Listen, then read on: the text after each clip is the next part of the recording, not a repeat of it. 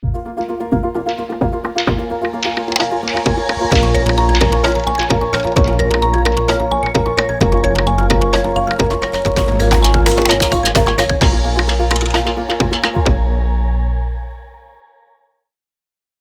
Radio 90 FM ഒരുക്കുന്ന higher secondary, vocational higher secondary 2ാം വർഷ വിദ്യാർത്ഥികൾക്കുള്ള ടിപ്സ് ആൻഡ് ട്രിക്സ് എന്ന പരിപാടിയിലേക്ക് സ്വാഗതം. ഞാൻ doctor Santhosh Kumar, Vadanappally Kamala Nehru memorial vocational higher secondary സ്കൂളിലെ ജോഗ്രഫി അധ്യാപകനാണ്. നമസ്കാരം. ഞാൻ Thankaraj, Pazhanji vocational government higher secondary സ്കൂളിലെ VHSCയിലെ ജോഗ്രഫി അധ്യാപകനാണ്. സാറേ, നമുക്ക് ഈ 2ാം വർഷ പരീക്ഷ എടുക്കുകയാണല്ലോ. അതെ. അപ്പോൾ അതുമായി ബന്ധപ്പെട്ട് കുട്ടികൾക്ക് കുറച്ച് ആശങ്കകളുണ്ടാവും. അപ്പോൾ അതൊന്ന് നമുക്ക് പരിഹരിക്കാനുള്ള ശ്രമം നമുക്ക് നോക്കാം. അപ്പോൾ പ്രത്യേകിച്ച് എക്സാം എന്ന് പറഞ്ഞ് ടെൻഷനാകേണ്ട കാര്യമില്ല. അത് രസകരമായൊരു അനുഭവത്തിലൂടെ മാർക്കും നേടുക എന്നുള്ളതിൻ്റെ ഒരു ആശയമായിട്ടാണല്ലോ നമ്മൾ ഈ പരിപാടികൾ മുന്നോട്ട് വയ്ക്കുന്നത്. അപ്പോൾ എൻ്റെ ഒരു ആശങ്കയുണ്ട് സാറേ. നമ്മൾ ഈ കൊറോണ കാലം തൊട്ട് ക്വസ്റ്റ്യൻ പേപ്പർ മാതൃകയിൽ ഒരുപാട് മാറ്റങ്ങൾ ഉണ്ടാവുകയും ഒരുപാട് മാറ്റത്തിന് വിധേയമായിട്ടാണ് നമുക്ക് അവസാനം ഒരു പരിഷ്കരിച്ച ഒരു മോഡൽ കിട്ടിയിരിക്കുന്നത്.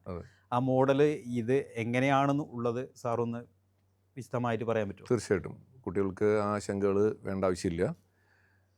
4 ഭാഗങ്ങളായിട്ടാണ് ക്വസ്റ്റ്യൻ പേപ്പർ തയ്യാറാക്കിയിട്ടുള്ളത്. നിങ്ങൾക്ക് പരീക്ഷ എഴുതാനായിട്ട് 2.25 മണിക്കൂറാണ് തരിക. അതിൽ 15 മിനിറ്റ് കൂൾ ഓഫ് ടൈം ആയിരിക്കും.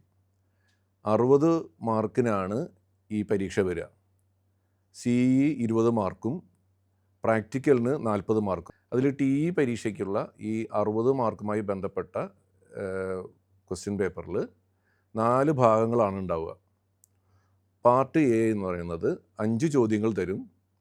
അതിൽ 4 ചോദ്യങ്ങളാണ് നിങ്ങൾ എഴുതേണ്ടത്. അത് മൾട്ടിപ്പിൾ ചോയ്സ് ആയിട്ടോ അല്ലെങ്കിൽ ഫില്ലിൻ ദ ബ്ലാങ്ക്സ് ആയിട്ടോ ഉള്ള ചോദ്യങ്ങളാവും വരിക. അത് ചിലപ്പോൾ 2ഉം ഇടകലർത്തിയും വരാം. 2ാമത്തെ പാർട്ടിൽ 10 ചോദ്യങ്ങളാണ് തരിക. അത് 2 മാർക്കിൻ്റെ ചോദ്യങ്ങളാണ്. അതിൽ 8 എണ്ണമാണ് കുട്ടികൾ ആൻസർ ചെയ്യേണ്ടി വരുന്നത്. 3ാമത്തെ പാർട്ടിൽ 11 ചോദ്യങ്ങൾ ഉണ്ടാകും. 3 മാർക്കാണ് ഓരോ ചോദ്യത്തിനും വരിക. അതിൽ നിന്നും 8 ചോദ്യങ്ങൾ നിങ്ങൾ ആൻസർ ചെയ്യേണ്ടി വരും. ഇനി 4ാമത്തെ പാർട്ടിൽ അത് എസ്സേ ടൈപ്പ്. മുൻകാലങ്ങളിൽ അത് 6 മാർക്കിൻ്റെ ചോദ്യങ്ങളായിരുന്നു. ഈ കുറച്ച് വർഷങ്ങളായിട്ടാണ് ഈ 8 മാർക്ക് ചോദ്യങ്ങൾ ഇപ്പോൾ അല്ല 6 മാർക്ക് ചോദ്യങ്ങളായിരുന്നു. ഇപ്പോൾ 4 മാർക്ക് ചോദ്യങ്ങളാണ് എസ്സേയിലേക്ക് വരിക. അതുപോലെ തന്നെ മാപ്പിൻ്റെയും കൂടെ ഒരു ഇപ്പോൾ ഓപ്ഷൻ ആയല്ലോ. ഓപ്ഷണൽ. പണ്ട് കമ്പൽസറി ആയിട്ട് വരുന്ന മാപ്പ് ചോദ്യങ്ങൾ ഇപ്പോൾ ഓപ്ഷണൽ ആയിട്ട് വന്നിട്ടുണ്ട്. അപ്പോൾ അവസാനത്തെ സെക്ഷനിലാണ് ഈ മാപ്പ് ചോദ്യങ്ങൾ ഉണ്ടാവുക. ആ മാപ്പ് ചോദ്യം ഉൾപ്പെടെ 5 ചോദ്യങ്ങളാണ് ഉണ്ടാവുക. അതിൽ നിന്ന് നിങ്ങൾ 4 ചോദ്യങ്ങൾ നിർബന്ധമായിട്ട് ആൻസർ ചെയ്യണം. അതിന് ഓരോ ചോദ്യത്തിനും 4 സ്കോറാണ് ഉണ്ടാവുക. ഇതാണ് ചോദ്യത്തിൻ്റെ രീതി. അപ്പോൾ അതുകൊണ്ട് നിങ്ങൾക്ക് ടെൻഷൻ ആവേണ്ട ആവശ്യമൊന്നുമില്ല. ധാരാളം സമയം കിട്ടും. നിങ്ങൾക്ക് റിലാക്സ് ചെയ്ത് ആലോചിച്ച് ചെയ്യാൻ പറ്റും. ഈ ആദ്യം കിട്ടുന്ന ഈ 15 മിനിറ്റ് നിങ്ങൾ ചെയ്യേണ്ടത് നിങ്ങൾക്ക് ഏറ്റവും ഈസി ആയിട്ട് ആൻസർ ചെയ്യാൻ പറ്റുന്ന ഓരോ പാർട്ടിലെയും ചോദ്യങ്ങൾ ആദ്യം മാർക്ക് ചെയ്ത് വയ്ക്കുക. കറക്റ്റ് പരീക്ഷ സ്റ്റാർട്ട് ചെയ്യുന്ന ബെല്ലടിച്ച് കഴിഞ്ഞാൽ നിങ്ങൾക്ക് അത് എഴുതി തുടങ്ങാം. ആദ്യം നല്ലോണം അറിയാവുന്നത് ആൻസർ ചെയ്യുക, പിന്നീട് കുറച്ച് ബുദ്ധിമുട്ടുള്ളത്, പിന്നീട് നല്ലോണം ബുദ്ധിമുട്ടുള്ളത്, അല്ലെങ്കിൽ കൂടുതലായിട്ട് ആലോചിച്ച് ചെയ്യേണ്ടത്. അങ്ങനെ ചെയ്ത് കഴിഞ്ഞാൽ നമുക്ക് ചെയ്യാൻ പറ്റും. പിന്നെ ഒരു കാര്യം, 4 എണ്ണേ ചെയ്യാവുള്ളൂ 8 എണ്ണം ചെയ്യാവുള്ളൂ എന്ന് നിർബന്ധമൊന്നുമില്ല. സമയമുണ്ടെങ്കിൽ കൂടുതൽ ക്വസ്റ്റ്യൻസ് ചെയ്യാം. ആ കൂടുതൽ ക്വസ്റ്റ്യൻസ് ചെയ്യുന്നത് ഏതെങ്കിലും കാരണവശാൽ ഒരു ക്വസ്റ്റ്യൻ തെറ്റിയാലും നിങ്ങൾക്ക് മറ്റേ ചോദ്യത്തിൽ നിന്ന് നിങ്ങൾക്ക് മാർക്ക് കിട്ടും. അത് ഒരു പ്രത്യേകം ശ്രദ്ധിക്കണം. ഇനി നമുക്ക് ടെക്സ്റ്റ് ബുക്കുകൾ അറിയാലോ. 2 ടെക്സ്റ്റ് ബുക്കുകളാണുള്ളത്. പാർട്ട് 1 എന്ന് പറയുന്നത് human geography, introduction to human geography എന്ന് പറയുന്ന ഒരു പാഠഭാഗമാണ്. 2ാമത്തെ പാഠപുസ്തകം എന്നുള്ളത് ഇന്ത്യ, പീപ്പിൾ ആൻഡ് എക്കോണമി എന്ന് പറയുന്ന പാഠഭാഗമാണ്. അപ്പോൾ ഇവിടെ പാർട്ട് 1 എന്ന് പറയുന്നത് 1ാമത്തെ പാഠപുസ്തകവും പാർട്ട് 2 എന്ന് പറയുന്നത് 2ാമത്തെ പാഠപുസ്തകമാണ്. അപ്പോൾ അത് ഒന്ന് പ്രത്യേകം ശ്രദ്ധിക്കുക. സാർ, എൻ്റെ വേറൊരു ആശങ്കയുണ്ട്. നമ്മൾ ഔദ്യോഗികമായിട്ട് ഉപയോഗിക്കാത്ത ഒരു പദമാണ് ഡബിൾ പാസ് എന്ന് പറയുന്നത്. പല കുട്ടികളും ക്ലാസ്സിൽ അത് ഉപയോഗിക്കുന്നുണ്ട്. ഉം. സാറേ ആദ്യ വർഷം തന്നെ നമുക്ക് ഇത്രയും മാർക്ക് വാങ്ങിക്കഴിഞ്ഞാൽ രണ്ടാം വർഷം പരീക്ഷ എഴുതണ്ടല്ലോ, അല്ലെങ്കിൽ പേരിന് മാത്രം എഴുതിയാൽ മതിയല്ലോ എന്നുള്ള ഒരു ഇതുണ്ട്. ഉം. അപ്പോൾ പ്രത്യേകിച്ച് നമ്മൾ രണ്ടാം വർഷത്തിൻ്റെ വിഷയങ്ങളാണല്ലോ വിവാദിക്കുന്നത്. അപ്പോൾ അത് എങ്ങനെയാണ് ഇതിന് ബന്ധമായിട്ട്? അല്ല, സ്വാഭാവികമായിട്ടും ടി ഇക്ക് മിനിമം നമുക്ക് 18 മാർക്കാണ് ഓരോ വർഷവും. 60 മാർക്കിൽ 30% എന്ന് പറയുന്ന 18 മാർക്കാണ് നിങ്ങൾക്ക് വേണ്ടത്. അപ്പോൾ ഒന്നാം വർഷം തന്നെ നിങ്ങൾക്ക് 36 മാർക്ക് ഉണ്ടെങ്കിൽ ടി ഇ എന്ന് പറയുന്ന ആ കടമ്പ നിങ്ങൾ പാസ്സായി. അതുകൊണ്ടാണ് ഈ ഡബിൾ പാസ് എന്ന് പറയുന്നത്. പക്ഷേ ഇക്കാലത്ത് നമുക്ക് ഒരു 80% താഴെ മാർക്ക് കിട്ടുന്നവർക്ക് റെഗുലർ കോളേജിൽ അഡ്മിഷൻ കിട്ടൽ വളരെ സാധ്യത കുറവാണ്. അപ്പോൾ അതുകൊണ്ട് തന്നെ നമുക്ക് എത്രത്തോളം നമ്മൾ ഹൈ ആയിട്ട് സ്കോർ ചെയ്യാൻ പറ്റുമോ അത്രത്തോളം സ്കോർ ചെയ്ത് കഴിഞ്ഞാൽ നമുക്ക് കോളേജിലേക്കൊക്കെ അഡ്മിഷൻ, ഉന്നത പഠനത്തിനുള്ള സാധ്യതകൾ വളരെ കൂടുതലാണ്. പൊതുവേ ഫസ്റ്റ് ഇയറേക്കാൾ നമ്മളെ സംബന്ധിച്ചിടത്തോളം ഹ്യൂമൻ ജോഗ്രഫിയിലാണല്ലോ കൂടുതൽ മാർക്ക് സ്കോർ ചെയ്യാനുള്ള സാധ്യതയുള്ളത്. അപ്പോൾ ആ ഒരു അവസരം കുട്ടികൾ കളയാതെ നന്നായിട്ട് ഉപയോഗിക്കുകയാണെങ്കിൽ നല്ല മാർക്ക് കിട്ടും. അതല്ലേ സാറേ യഥാർത്ഥം? അത് തീർച്ചയായിട്ടും. കാര്യം ഫസ്റ്റ് ഇയറിൽ കുറേ ടെക്നിക്കൽ ടേംസ് വരുന്ന പാഠഭാഗങ്ങളാണ് കൂടുതലായിട്ടും പഠിക്കാനുള്ളത്. അതുകൊണ്ട് തന്നെ കുറച്ച് ബുദ്ധിമുട്ടുണ്ടായിരുന്നിരിക്കാം. പക്ഷെ അതിൽ നിന്ന് വ്യത്യസ്തമായിട്ടാണ് രണ്ടാം വർഷം വരിക. രണ്ടാം വർഷം വളരെ ഈസി ആയിട്ട് മാർക്ക് സ്കോർ ചെയ്യാൻ പറ്റുന്ന പാഠഭാഗങ്ങളാണ്. അതുകൊണ്ട് തന്നെ ആ പാഠഭാഗങ്ങളെക്കുറിച്ച് ഞാൻ വിശദമായിട്ട് നമ്മളിവിടെ ചർച്ച ചെയ്യുന്നുണ്ട്. ആ പാഠഭാഗങ്ങൾ നിങ്ങൾ കോൺസെൻട്രേറ്റ് ചെയ്ത് പഠിച്ചു കഴിഞ്ഞാൽ A+ സ്കോറിലേക്ക് എത്താൻ പറ്റുന്നുള്ളത് 100% നമുക്ക് ഉറപ്പുണ്ട്. പ്രത്യേകിച്ച് ഫസ്റ്റ് ഇയർ ടഫാണെന്നൊരു ധാരണയുണ്ടെങ്കിൽ അതേ ധാരണ വീണ്ടും സെക്കൻഡ് ഇയറിൽ പുലർത്തേണ്ട ഒരു കാര്യമില്ല. കുറച്ചും കൂടെ നമ്മൾ പഠിക്കുകയാണെങ്കിൽ ഫസ്റ്റ് ഇയറേക്കാൾ കൂടുതൽ മാർക്ക് കിട്ടുകയും എളുപ്പവും ആവും അത്. ഓക്കെ, സാറേ നമുക്ക് ഇതിൽ കിടക്കാം അല്ലേ? അപ്പോൾ നമ്മൾ ബുക്ക് 1ൻ്റെയും 2ൻ്റെയും 2 ബുക്കും ക്ലബ് ചെയ്തുകൊണ്ട് 13 ഭാഗങ്ങളായിട്ടാണ് തിരിച്ചിരിക്കുന്നത്, 13 യൂണിറ്റുകളായിട്ട് പഠന സൗകര്യത്തിന് വേണ്ടി. അപ്പോൾ ഓരോ യൂണിറ്റും അതിന് സ്കോർ എത്രയാണെന്നും അതിൻ്റെ വെയിറ്റേജും പിന്നെ പഴയ ക്വസ്റ്റ്യൻ പേപ്പറുകളിൽ നമ്മൾ എന്താണോ നമ്മൾ കണ്ടത് അതൊക്കെ വെച്ചുകൊണ്ടിട്ടാണ് നമ്മളൊരു കുറച്ച് ക്വസ്റ്റ്യൻ പാറ്റേൺസ് ഒക്കെ ഉണ്ടാക്കി വെച്ചിരിക്കുന്നത്. അതിനെയാണ് നമ്മളിനി ഡിസ്കസ് ചെയ്യാൻ പോകുന്നത്.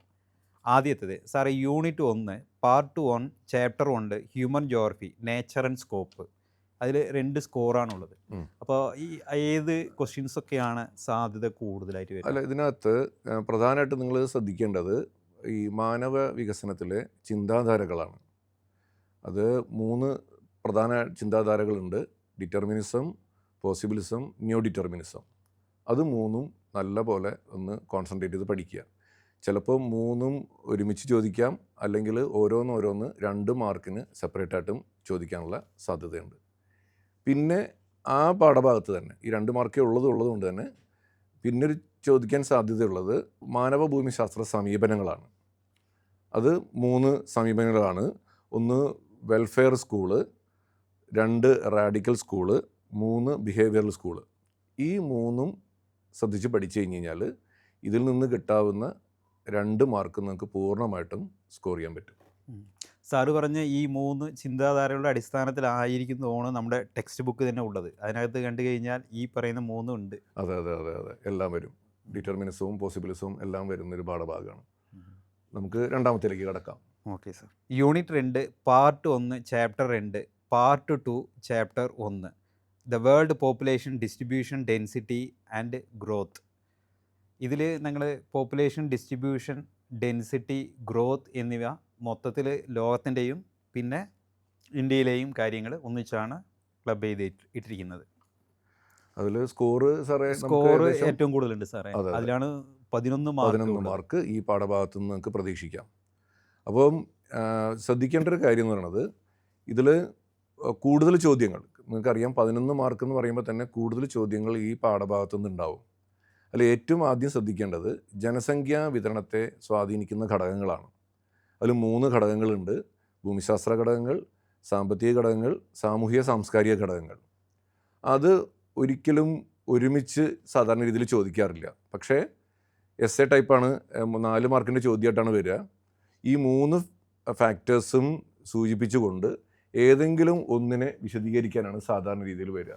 അങ്ങനെയാണ് ആ ഇപ്പോൾ ഒരു പൊതുവെ പാറ്റേൺ കാണാറ്. വളരെ റീസെൻ്റ് ആയിട്ടാണ് തോന്നുന്നത് അങ്ങനെ മാറിയിരിക്കുന്നത്. അതെ അതെ സാറേ അതെ. ഞാൻ കുറേ ഈ ഒരു ഏരിയയിൽ കണ്ടുവരുന്നത് വളരെ പ്രധാനപ്പെട്ട ഒരു ഏരിയ ആണല്ലോ. ഉം. അതിൽ കുട്ടികൾ മാറി മാറി എഴുതി വെക്കാറുണ്ട്. ഉം. ഭൂമിശാസ്ത്രത്തിൻ്റെ ഘടകം ഒന്ന്, സാമ്പത്തികത്തിൻ്റെ ഒരു ഘടകം ഒന്ന്, സാമൂഹിക സാംസ്കാരിക ഘടകത്തിൻ്റെ ഒരെണ്ണം, അങ്ങനെയൊക്കെ ചേർത്ത് എഴുതാറുണ്ട്. ഉം. പിന്നെ അല്ലെങ്കിൽ അവർ ചെയ്യുന്ന തെറ്റ് മൊത്തത്തിൽ ചോദിക്കുന്നത് സാമ്പത്തിക ഘടകങ്ങളെക്കുറിച്ച് വിവരിക്കാനായിരിക്കും, എന്നാൽ അവർ മൊത്തം എഴുതി വയ്ക്കും.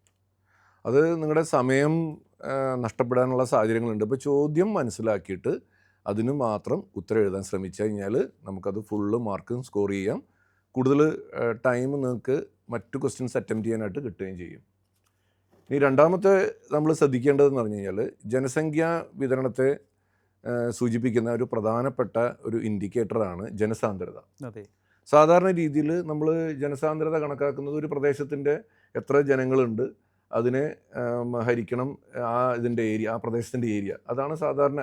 അത് കൂടാതെ ഇന്ത്യയെ സംബന്ധിച്ച് ഇന്ത്യ ഒരു അഗ്രേറിയൻ കൺട്രി ആണല്ലോ. അതിനെ അരിത്മാറ്റിക് എന്ന് പറയുന്നു. അതെ അതെ. അപ്പോൾ ആ അരിത്മാറ്റിക് ഡെൻസിറ്റിയാണ് സാധാരണ രീതിയിൽ നമ്മൾ ഉപയോഗിക്കുക. പക്ഷേ ഒരു അഗ്രേറിയൻ കൺട്രിയായ ഇന്ത്യയിൽ 2 തരത്തിലുള്ള ഡെൻസിറ്റിയും കൂടി ഉപയോഗിക്കാറുണ്ട്. ഒന്ന് ഫിസിയോളജിക്കൽ ഡെൻസിറ്റിയും 2 അഗ്രികൾച്ചർ ഡെൻസിറ്റിയും. അത് ഇന്ത്യയുടെ മാത്രം ഒരു പ്രത്യേകത. കാര്യം ഇന്ത്യ ഒരു അഗ്രേറിയൻ കൺട്രി ആയതുകൊണ്ട് തന്നെ ആ രണ്ടും നമ്മൾ നിർബന്ധമായിട്ടും പഠിക്കേണ്ടതുണ്ട്. അത് പരീക്ഷയ്ക്ക് സാധാരണ ചോദിക്കാറുണ്ട്. 2 മാർക്കിൻ്റെ ചോദ്യങ്ങളായിട്ടാണ് അത് വരിക. ഇനി നമ്മൾ ജനസംഖ്യ വളർച്ചയുമായിട്ട് എന്തെങ്കിലും ഉണ്ടല്ലോ സാർ? വളർച്ച. ഇനി അടുത്ത നമ്മൾ ഉദ്ദേശിക്കുന്നത് ഒരിക്കലും ജനസംഖ്യ കോൺസ്റ്റൻ്റ് അല്ല, നിങ്ങൾക്കറിയാം, മാറിക്കൊണ്ടിരിക്കുകയാണ്. അപ്പോൾ ആ ജനസംഖ്യ വളർച്ച നമുക്ക് 2 തരത്തിൽ വർഗീകരിക്കാൻ പറ്റും. ഒന്ന്, ജനനനിരക്ക് മരണനിരക്കിനെക്കാട്ടിയും കൂടിക്കഴിഞ്ഞ് കഴിഞ്ഞാൽ അത് പോസിറ്റീവായിട്ടുള്ള വളർച്ചയെന്നും, മരണനിരക്ക് ജനനനിരക്കിനെക്കാട്ടിലും കൂടിക്കഴിഞ്ഞ് കഴിഞ്ഞാൽ അത് നെഗറ്റീവ് ഗ്രോത്തും നിന്നും 2ആയിട്ട് നമ്മൾ ക്ലാസിഫൈ ചെയ്തിട്ടുണ്ട്. അതേപോലെ തന്നെ മറ്റൊരു ക്ലാസിഫിക്കേഷനാണ് നാച്ചുറൽ ഗ്രോത്തും ആക്ച്വൽ ഗ്രോത്തും. അത് കുട്ടികൾക്ക് പലർക്കും തെറ്റും. ഇത് പോസിറ്റീവായിട്ട് നെഗറ്റീവായിട്ട് എഴുതാറുണ്ട്. നാച്ചുറൽ ഗ്രോത്ത് എന്ന് പറഞ്ഞു കഴിഞ്ഞാൽ നമ്മൾ ബർത്ത് റേറ്റ് അല്ലെങ്കിൽ ഡെത്ത് റേറ്റ് മാത്രമേ കണക്കാക്കണുള്ളൂ. പക്ഷേ ആക്ച്വൽ ഗ്രോത്ത് എന്ന് പറയുമ്പോൾ അവിടെ കുടിയേറ്റം, മൈഗ്രേഷനും കൂടി അവിടെ ആഡ് ചെയ്ത് വരുന്നുണ്ട്. അതപ്പോൾ പ്രത്യേകം ശ്രദ്ധിക്കുക. ആ വ്യത്യാസങ്ങൾ നല്ലപോലെ മനസ്സിലാക്കി പഠിച്ചു കഴിഞ്ഞ് കഴിഞ്ഞാൽ ആ തെറ്റ് വരാത്ത രീതിയിൽ നിങ്ങൾക്ക് ആൻസർ ചെയ്യാൻ പറ്റും. ശരിയല്ലേ? ഇനി നമുക്ക് ഈ നേരത്തെ സൂചിപ്പിച്ചല്ലോ ജനസംഖ്യ മാറിക്കൊണ്ടിരിക്കുകയാണെന്ന്. അതിനുള്ള ഘടകങ്ങൾ ഏതൊക്കെയാണെന്ന് നമ്മൾ പ്രത്യേകിച്ച് ചോദിക്കാറുണ്ട്. Components of population change. Sir അവിടെ വരുമ്പോഴാണ് ഒരു സംശയം. പല കുട്ടികളും ഇപ്രാവശ്യം തന്നെ എൻ്റെ ക്ലാസ്സിലുള്ള കുട്ടികൾ തന്നെ അതിൻ്റെ തെറ്റായിട്ടാണ് ചോദ്യം മനസ്സിലാക്കിയത്. ഈ കമ്പോണൻസ് ഇംഗ്ലീഷിൽ കറക്റ്റാണ്, മലയാളത്തിൽ വരുമ്പോൾ വ്യതിയാനം എന്നൊരു വാക്ക് ഉപയോഗിക്കുന്നത് തോന്നുന്നു. വ്യതിയാനം ആ വാക്ക് കറക്റ്റ് അവിടെ ഉപയോഗിച്ചാലേ അവർ ക്വസ്റ്റ്യൻ മനസ്സിലാക്കുന്നുള്ളൂ. ഈ മലയാളം ചോദ്യങ്ങൾ ഉണ്ടാവുമ്പോൾ ഉള്ള ചില പ്രശ്നങ്ങളുണ്ട്. ഈ ഇംഗ്ലീഷിൻ്റെ തനത് മലയാളം വരാത്തതിൻ്റെ പ്രശ്നങ്ങളാണ്. അപ്പോൾ അത് നമ്മൾ ശ്രദ്ധിക്കാൻ, അതിനകത്ത് എഴുതേണ്ട പോയിൻറ്റ്സുകൾ എന്ന് പറയുന്നത് 1 ജനനനിരക്ക്, 2 മരണനിരക്ക്, 3 കുടിയേറ്റം. ഈ 3 പോയിൻറ്റ്സും നിർബന്ധമായിട്ടും ഈ പോപ്പുലേഷൻ ചേഞ്ചിൻ്റെ ഫാക്ടേഴ്സാണ്. അത് നിർബന്ധമായിട്ടും അവിടെ പോയിന്റിൽ വരണം. ഒരു ചെറിയ സജഷൻ കൂടെ ഉണ്ട്. അതായത് നിങ്ങൾ മലയാളത്തിൽ ക്വസ്റ്റ്യൻ വായിച്ചിട്ട് എന്തെങ്കിലും മനസ്സിലായില്ലെങ്കിൽ ദയവായിട്ട് അതിൻ്റെ ഇടത്തോട്ടുള്ള ഇംഗ്ലീഷിൽ വേർഷൻ ഉണ്ടാവും, അതും കൂടെ ഒന്ന് വായിക്കുക. അപ്പോൾ ഒരുവിധം മനസ്സിലാവും. ഇനി നമുക്ക് ശ്രദ്ധിക്കേണ്ട ഒരു കാര്യം, ഒരു സ്ഥലത്തെ ഒരു ജനസംഖ്യ അത് എങ്ങനെയാണത്, വളരുന്ന ജനസംഖ്യയാണോ അത് ഡിക്ലൈനിങ് ആണോ എന്ന് മനസ്സിലാക്കാനായിട്ടൊരു സിദ്ധാന്തമുണ്ട്. അതിനെയാണ് നമ്മൾ ഡെമോഗ്രാഫിക് ട്രാൻസിഷൻ തിയറി എന്ന് പറയുന്നത്. അത് വളരെ പ്രധാനപ്പെട്ടതാണ്. 2-3 മാർക്കിന് ഇടയ്ക്കിടയ്ക്ക് ചോദിക്കാറുണ്ട്. ആ ജനസംഖ്യ പരിവർത്തന സിദ്ധാന്തം 3 ഘട്ടങ്ങളാണ്. ആ 3 ഘട്ടങ്ങൾ എഴുതുമ്പോൾ ആ ജനനനിരക്കും മരണനിരക്കുമായി ബന്ധപ്പെട്ടുള്ള പോയിന്റ്സ് നിർബന്ധമായിട്ടും കുട്ടികൾ എഴുതണം. പലരും അത് എഴുതാറില്ല. അഗ്രേറിയൻ ആയിരുന്നു, റൂറൽ ഇതാണ്, അതൊക്കെ എഴുതണുള്ളൂ. ഈ high birth rate, high death rate എന്നുള്ള അങ്ങനെയുള്ള പോയിന്റ്സുകൾ, ഈ ബർത്ത് റേറ്റ് ഡെത്ത് റേറ്റുമായിട്ട് ബന്ധപ്പെടുത്തിയിട്ടാണല്ലോ ഈ പോയിന്റ്സ് എഴുതേണ്ടത്. അത് കൃത്യമായിട്ട് എഴുതാനൊന്ന് ശ്രദ്ധിച്ചാൽ വളരെ നന്നായിരിക്കും. അതൊക്കെ വളരെ ബ്രീഫായിട്ട് പോയിന്റുകൾ മാത്രം മതി. High birth, low death, high growth, ഇങ്ങനെ എഴുതിയ അതിനുള്ള കാരണങ്ങൾ വേണമെങ്കിൽ 1-2 പോയിന്റുകൾ എഴുതാം, കുഴപ്പമില്ല. പിന്നെ നമ്മൾ ശ്രദ്ധിക്കേണ്ടത് ഇന്ത്യയുടെ ഭാഗത്ത് കഴിഞ്ഞ നൂറ്റാണ്ടിൽ ഇന്ത്യയിൽ വന്ന ഈ പരിവർത്തനങ്ങൾ 4 ഘട്ടങ്ങളായിട്ട് ഉള്ളതുണ്ട്. പ്രത്യേകിച്ച് ആ 1901 തൊട്ട് 2001 കഴിഞ്ഞ ആ നൂറ്റാണ്ടിലെ അതെ അതെ അതെ. ജനസംഖ്യ. അപ്പോൾ ആ 4 ഘട്ടങ്ങൾ കൃത്യമായി മനസ്സിലാക്കി അവിടെ ജനനനിരക്ക് എങ്ങനെയായിരുന്നു, അവിടെ മരണനിരക്ക് എങ്ങനെയായിരുന്നു, എന്തൊക്കെ സംഭവിച്ചു എന്നുള്ള കാര്യങ്ങൾ കൃത്യമായി പഠിച്ച് എഴുതി കഴിഞ്ഞ് കഴിഞ്ഞാൽ അതും ഈ എസ് എ ടൈപ്പ് 4 മാർക്കിൻ്റെ ചോദ്യമാണ്. അത് നിങ്ങൾക്ക് ഫുൾ മാർക്കും നിങ്ങൾക്ക് സ്കോർ ചെയ്യാൻ പറ്റും.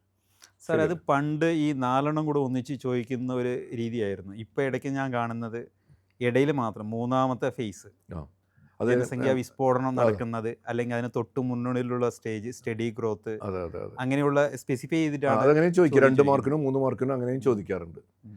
ഇനി നമുക്ക് ആ പാഠഭാഗത്തിൽ ഒരു ലാസ്റ്റായിട്ട് നമുക്ക് ശ്രദ്ധിക്കേണ്ട പ്രധാനപ്പെട്ട ഒരു ഭാഗമാണ് കുടിയേറ്റം. ആ കുടിയേറ്റം എന്ന് പറയുന്നത് നമ്മുടെ ജനസംഖ്യയിലെ എണ്ണത്തിൽ വരുന്ന മാറ്റങ്ങൾക്ക് വളരെയധികം പ്രാധാന്യമുണ്ട്. അതുകൊണ്ടാണ് അതിനകത്ത് അവിടെ വന്നിട്ടുള്ളത്. അപ്പോൾ ആ കുടിയേറ്റത്തിന് 2 കാരണങ്ങളുണ്ട്. ഒന്ന് ആകർഷണ ഘടകങ്ങളും ഒന്ന് വികർഷിക്കുന്ന ഘടകങ്ങളും. ആകർഷിക്കുക എന്ന് പറഞ്ഞാൽ ജനങ്ങളുടെ എണ്ണം കൂടും, വികർഷിക്കുക എന്ന് പറഞ്ഞാൽ ജനങ്ങളുടെ എണ്ണം കുറയും. അപ്പോൾ ആ ഒരു പോയിന്റ് കൃത്യമായി മനസ്സിലാക്കി പഠിക്കുന്നത് എപ്പോഴും നല്ലതായിരിക്കും. സാർ എനിക്ക് തോന്നുന്നത് അവസാനിച്ചെന്ന്. ഒരുവിധം പ്രധാനപ്പെട്ടതൊക്കെ നമ്മൾ ഡിസ്കസ് ചെയ്ത് ചെയ്ത് കഴിഞ്ഞു. ഇനി അടുത്തത് unit 3 part 2 chapter 1 population composition. അത് ഇന്ത്യയിൽ മാത്രമായിട്ട് ഭാഗമാണെന്നാണ് തോന്നുന്നത്. അതെ അതെ അതെ. ആ പാർട്ട് 2 വരുന്നത് ഇന്ത്യയുടെ മാത്രം പാഠഭാഗമാണ് കോമ്പോസിഷൻ, പോപ്പുലേഷൻ കോമ്പോസിഷൻ എന്ന് പറയുന്നത്. അവിടെ 3 പ്രധാനപ്പെട്ട കാര്യങ്ങൾ നിങ്ങൾ പ്രത്യേകം ശ്രദ്ധിക്കുക. ഒന്ന് ഭാഷാപരമായ സംഗ്രഥനം. ഏറ്റവും പ്രധാനപ്പെട്ടതായിട്ട് നമ്മൾ ഏറ്റവും കാണുന്നത് പ്രധാനപ്പെട്ടത് കൂടുതൽ തവണ ആവർത്തിച്ച് ചോദിച്ചുള്ള ചോദ്യങ്ങളാണ്. ഏരിയയാണ്. അത് 4 ഭാഷാ കുടുംബങ്ങളുണ്ട്. ഓസ്ട്രിക്, ദ്രവീഡിയൻ, സിനോ ടിബറ്റൻ, ഇൻഡോ യൂറോപ്യൻ. ഈ 4 ഭാഷാ കുടുംബങ്ങളും സാധാരണ ഇതിൽ ഒരുമിച്ച് ചോദിക്കാറില്ല. ഏതെങ്കിലും ഒരു സ്റ്റേറ്റ് എടുത്തിട്ട്, ഉദാഹരണമായിട്ട് പഞ്ചാബിൽ കാണുന്ന കുടുംബം, അതുമായി ബന്ധപ്പെട്ടുള്ള കുടുംബം ഏതാണ്, അങ്ങനെയൊക്കെയുള്ള രീതിയിൽ ചിലപ്പോൾ ചോദ്യം ചോദിക്കാം. അപ്പോൾ അതുകൊണ്ട് തന്നെ ഈ ഭാഷാ കുടുംബങ്ങൾ വരുന്ന ഭാഷ സംസാരിക്കുന്ന സംസ്ഥാനങ്ങൾ നല്ലപോലെ ഹൈലൈറ്റ് ചെയ്ത് പഠിച്ചാൽ നന്നായിരിക്കും. കുട്ടികൾക്ക് നല്ല മാർക്ക് നമുക്ക് സ്കോർ ചെയ്യാൻ പറ്റും. പിന്നെ രണ്ടാമത്തത് ഈ മതപരമായ സംഗ്രഥനം. അതും ഇടയ്ക്ക് 3 മാർക്കിൻ്റെ ചോദ്യങ്ങളായിട്ടാണ് ചോദിക്കാറ്. അതും ശ്രദ്ധിച്ച് പഠിക്കുന്നത് നല്ലതാണ്. അത് പ്രത്യേകിച്ച് ഈ സിഖുകാരുടെയും ബുദ്ധമതക്കാരൻ്റെയും കാര്യങ്ങളൊക്കെ ആയിരിക്കും കൂടുതലായിട്ട് ചോദിക്കാറ്. പിന്നെ ലാസ്റ്റ് നമ്മൾ ഹൈലൈറ്റ് ചെയ്ത് പഠിക്കേണ്ടത് തൊഴിലാളി സംഗ്രഥനാണ്. അത് ആവർത്തിച്ച് ഒന്നിടവിട്ട വർഷങ്ങളിൽ ആവർത്തിച്ച് ചോദിക്കാറുള്ളതാണ്. 3 തരത്തിലുള്ള തൊഴിലാളികളുണ്ട്. പ്രധാന തൊഴിലാളി, അപ്രധാന തൊഴിലാളി, തൊഴിലില്ലാത്തവർ.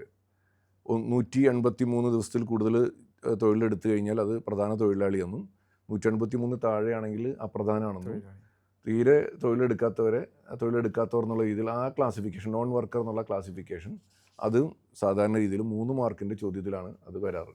അതുപോലെ ഒരു ഡിപ്പെൻഡന്റ് എന്നൊരു വാക്കും കൂടെ, ആശ്രിതർ എന്നുള്ള ഒരു വാക്കും കൂടെ അവിടെ അതുണ്ട്. അതും വരുന്നുണ്ട്. അപ്പോൾ അതിൽ ഈ സെൻസസ് പ്രകാരം ആണ് അത് ക്ലാസിഫൈ ചെയ്തിട്ടുള്ളത്. അത് ഇവിടെ എടുത്തു പറയണം നല്ലതാണ്. 15 വയസ്സിന് താഴെയും 59 വയസ്സിന് മുകളിലുള്ളവരും ഡിപ്പെൻഡൻറ്റ് പോപ്പുലേഷനാണ് കണക്കാക്കിയിട്ടുള്ളത്. അവർ വർക്ക് ചെയ്ത് ഏൺ ചെയ്ത് കഴിഞ്ഞ് കഴിഞ്ഞാൽ അത് ഈ വർക്കിംഗ് പോപ്പുലേഷൻ എന്ന് പറയുന്ന ക്ലാസിഫിക്കേഷനിൽ വരുന്നില്ല.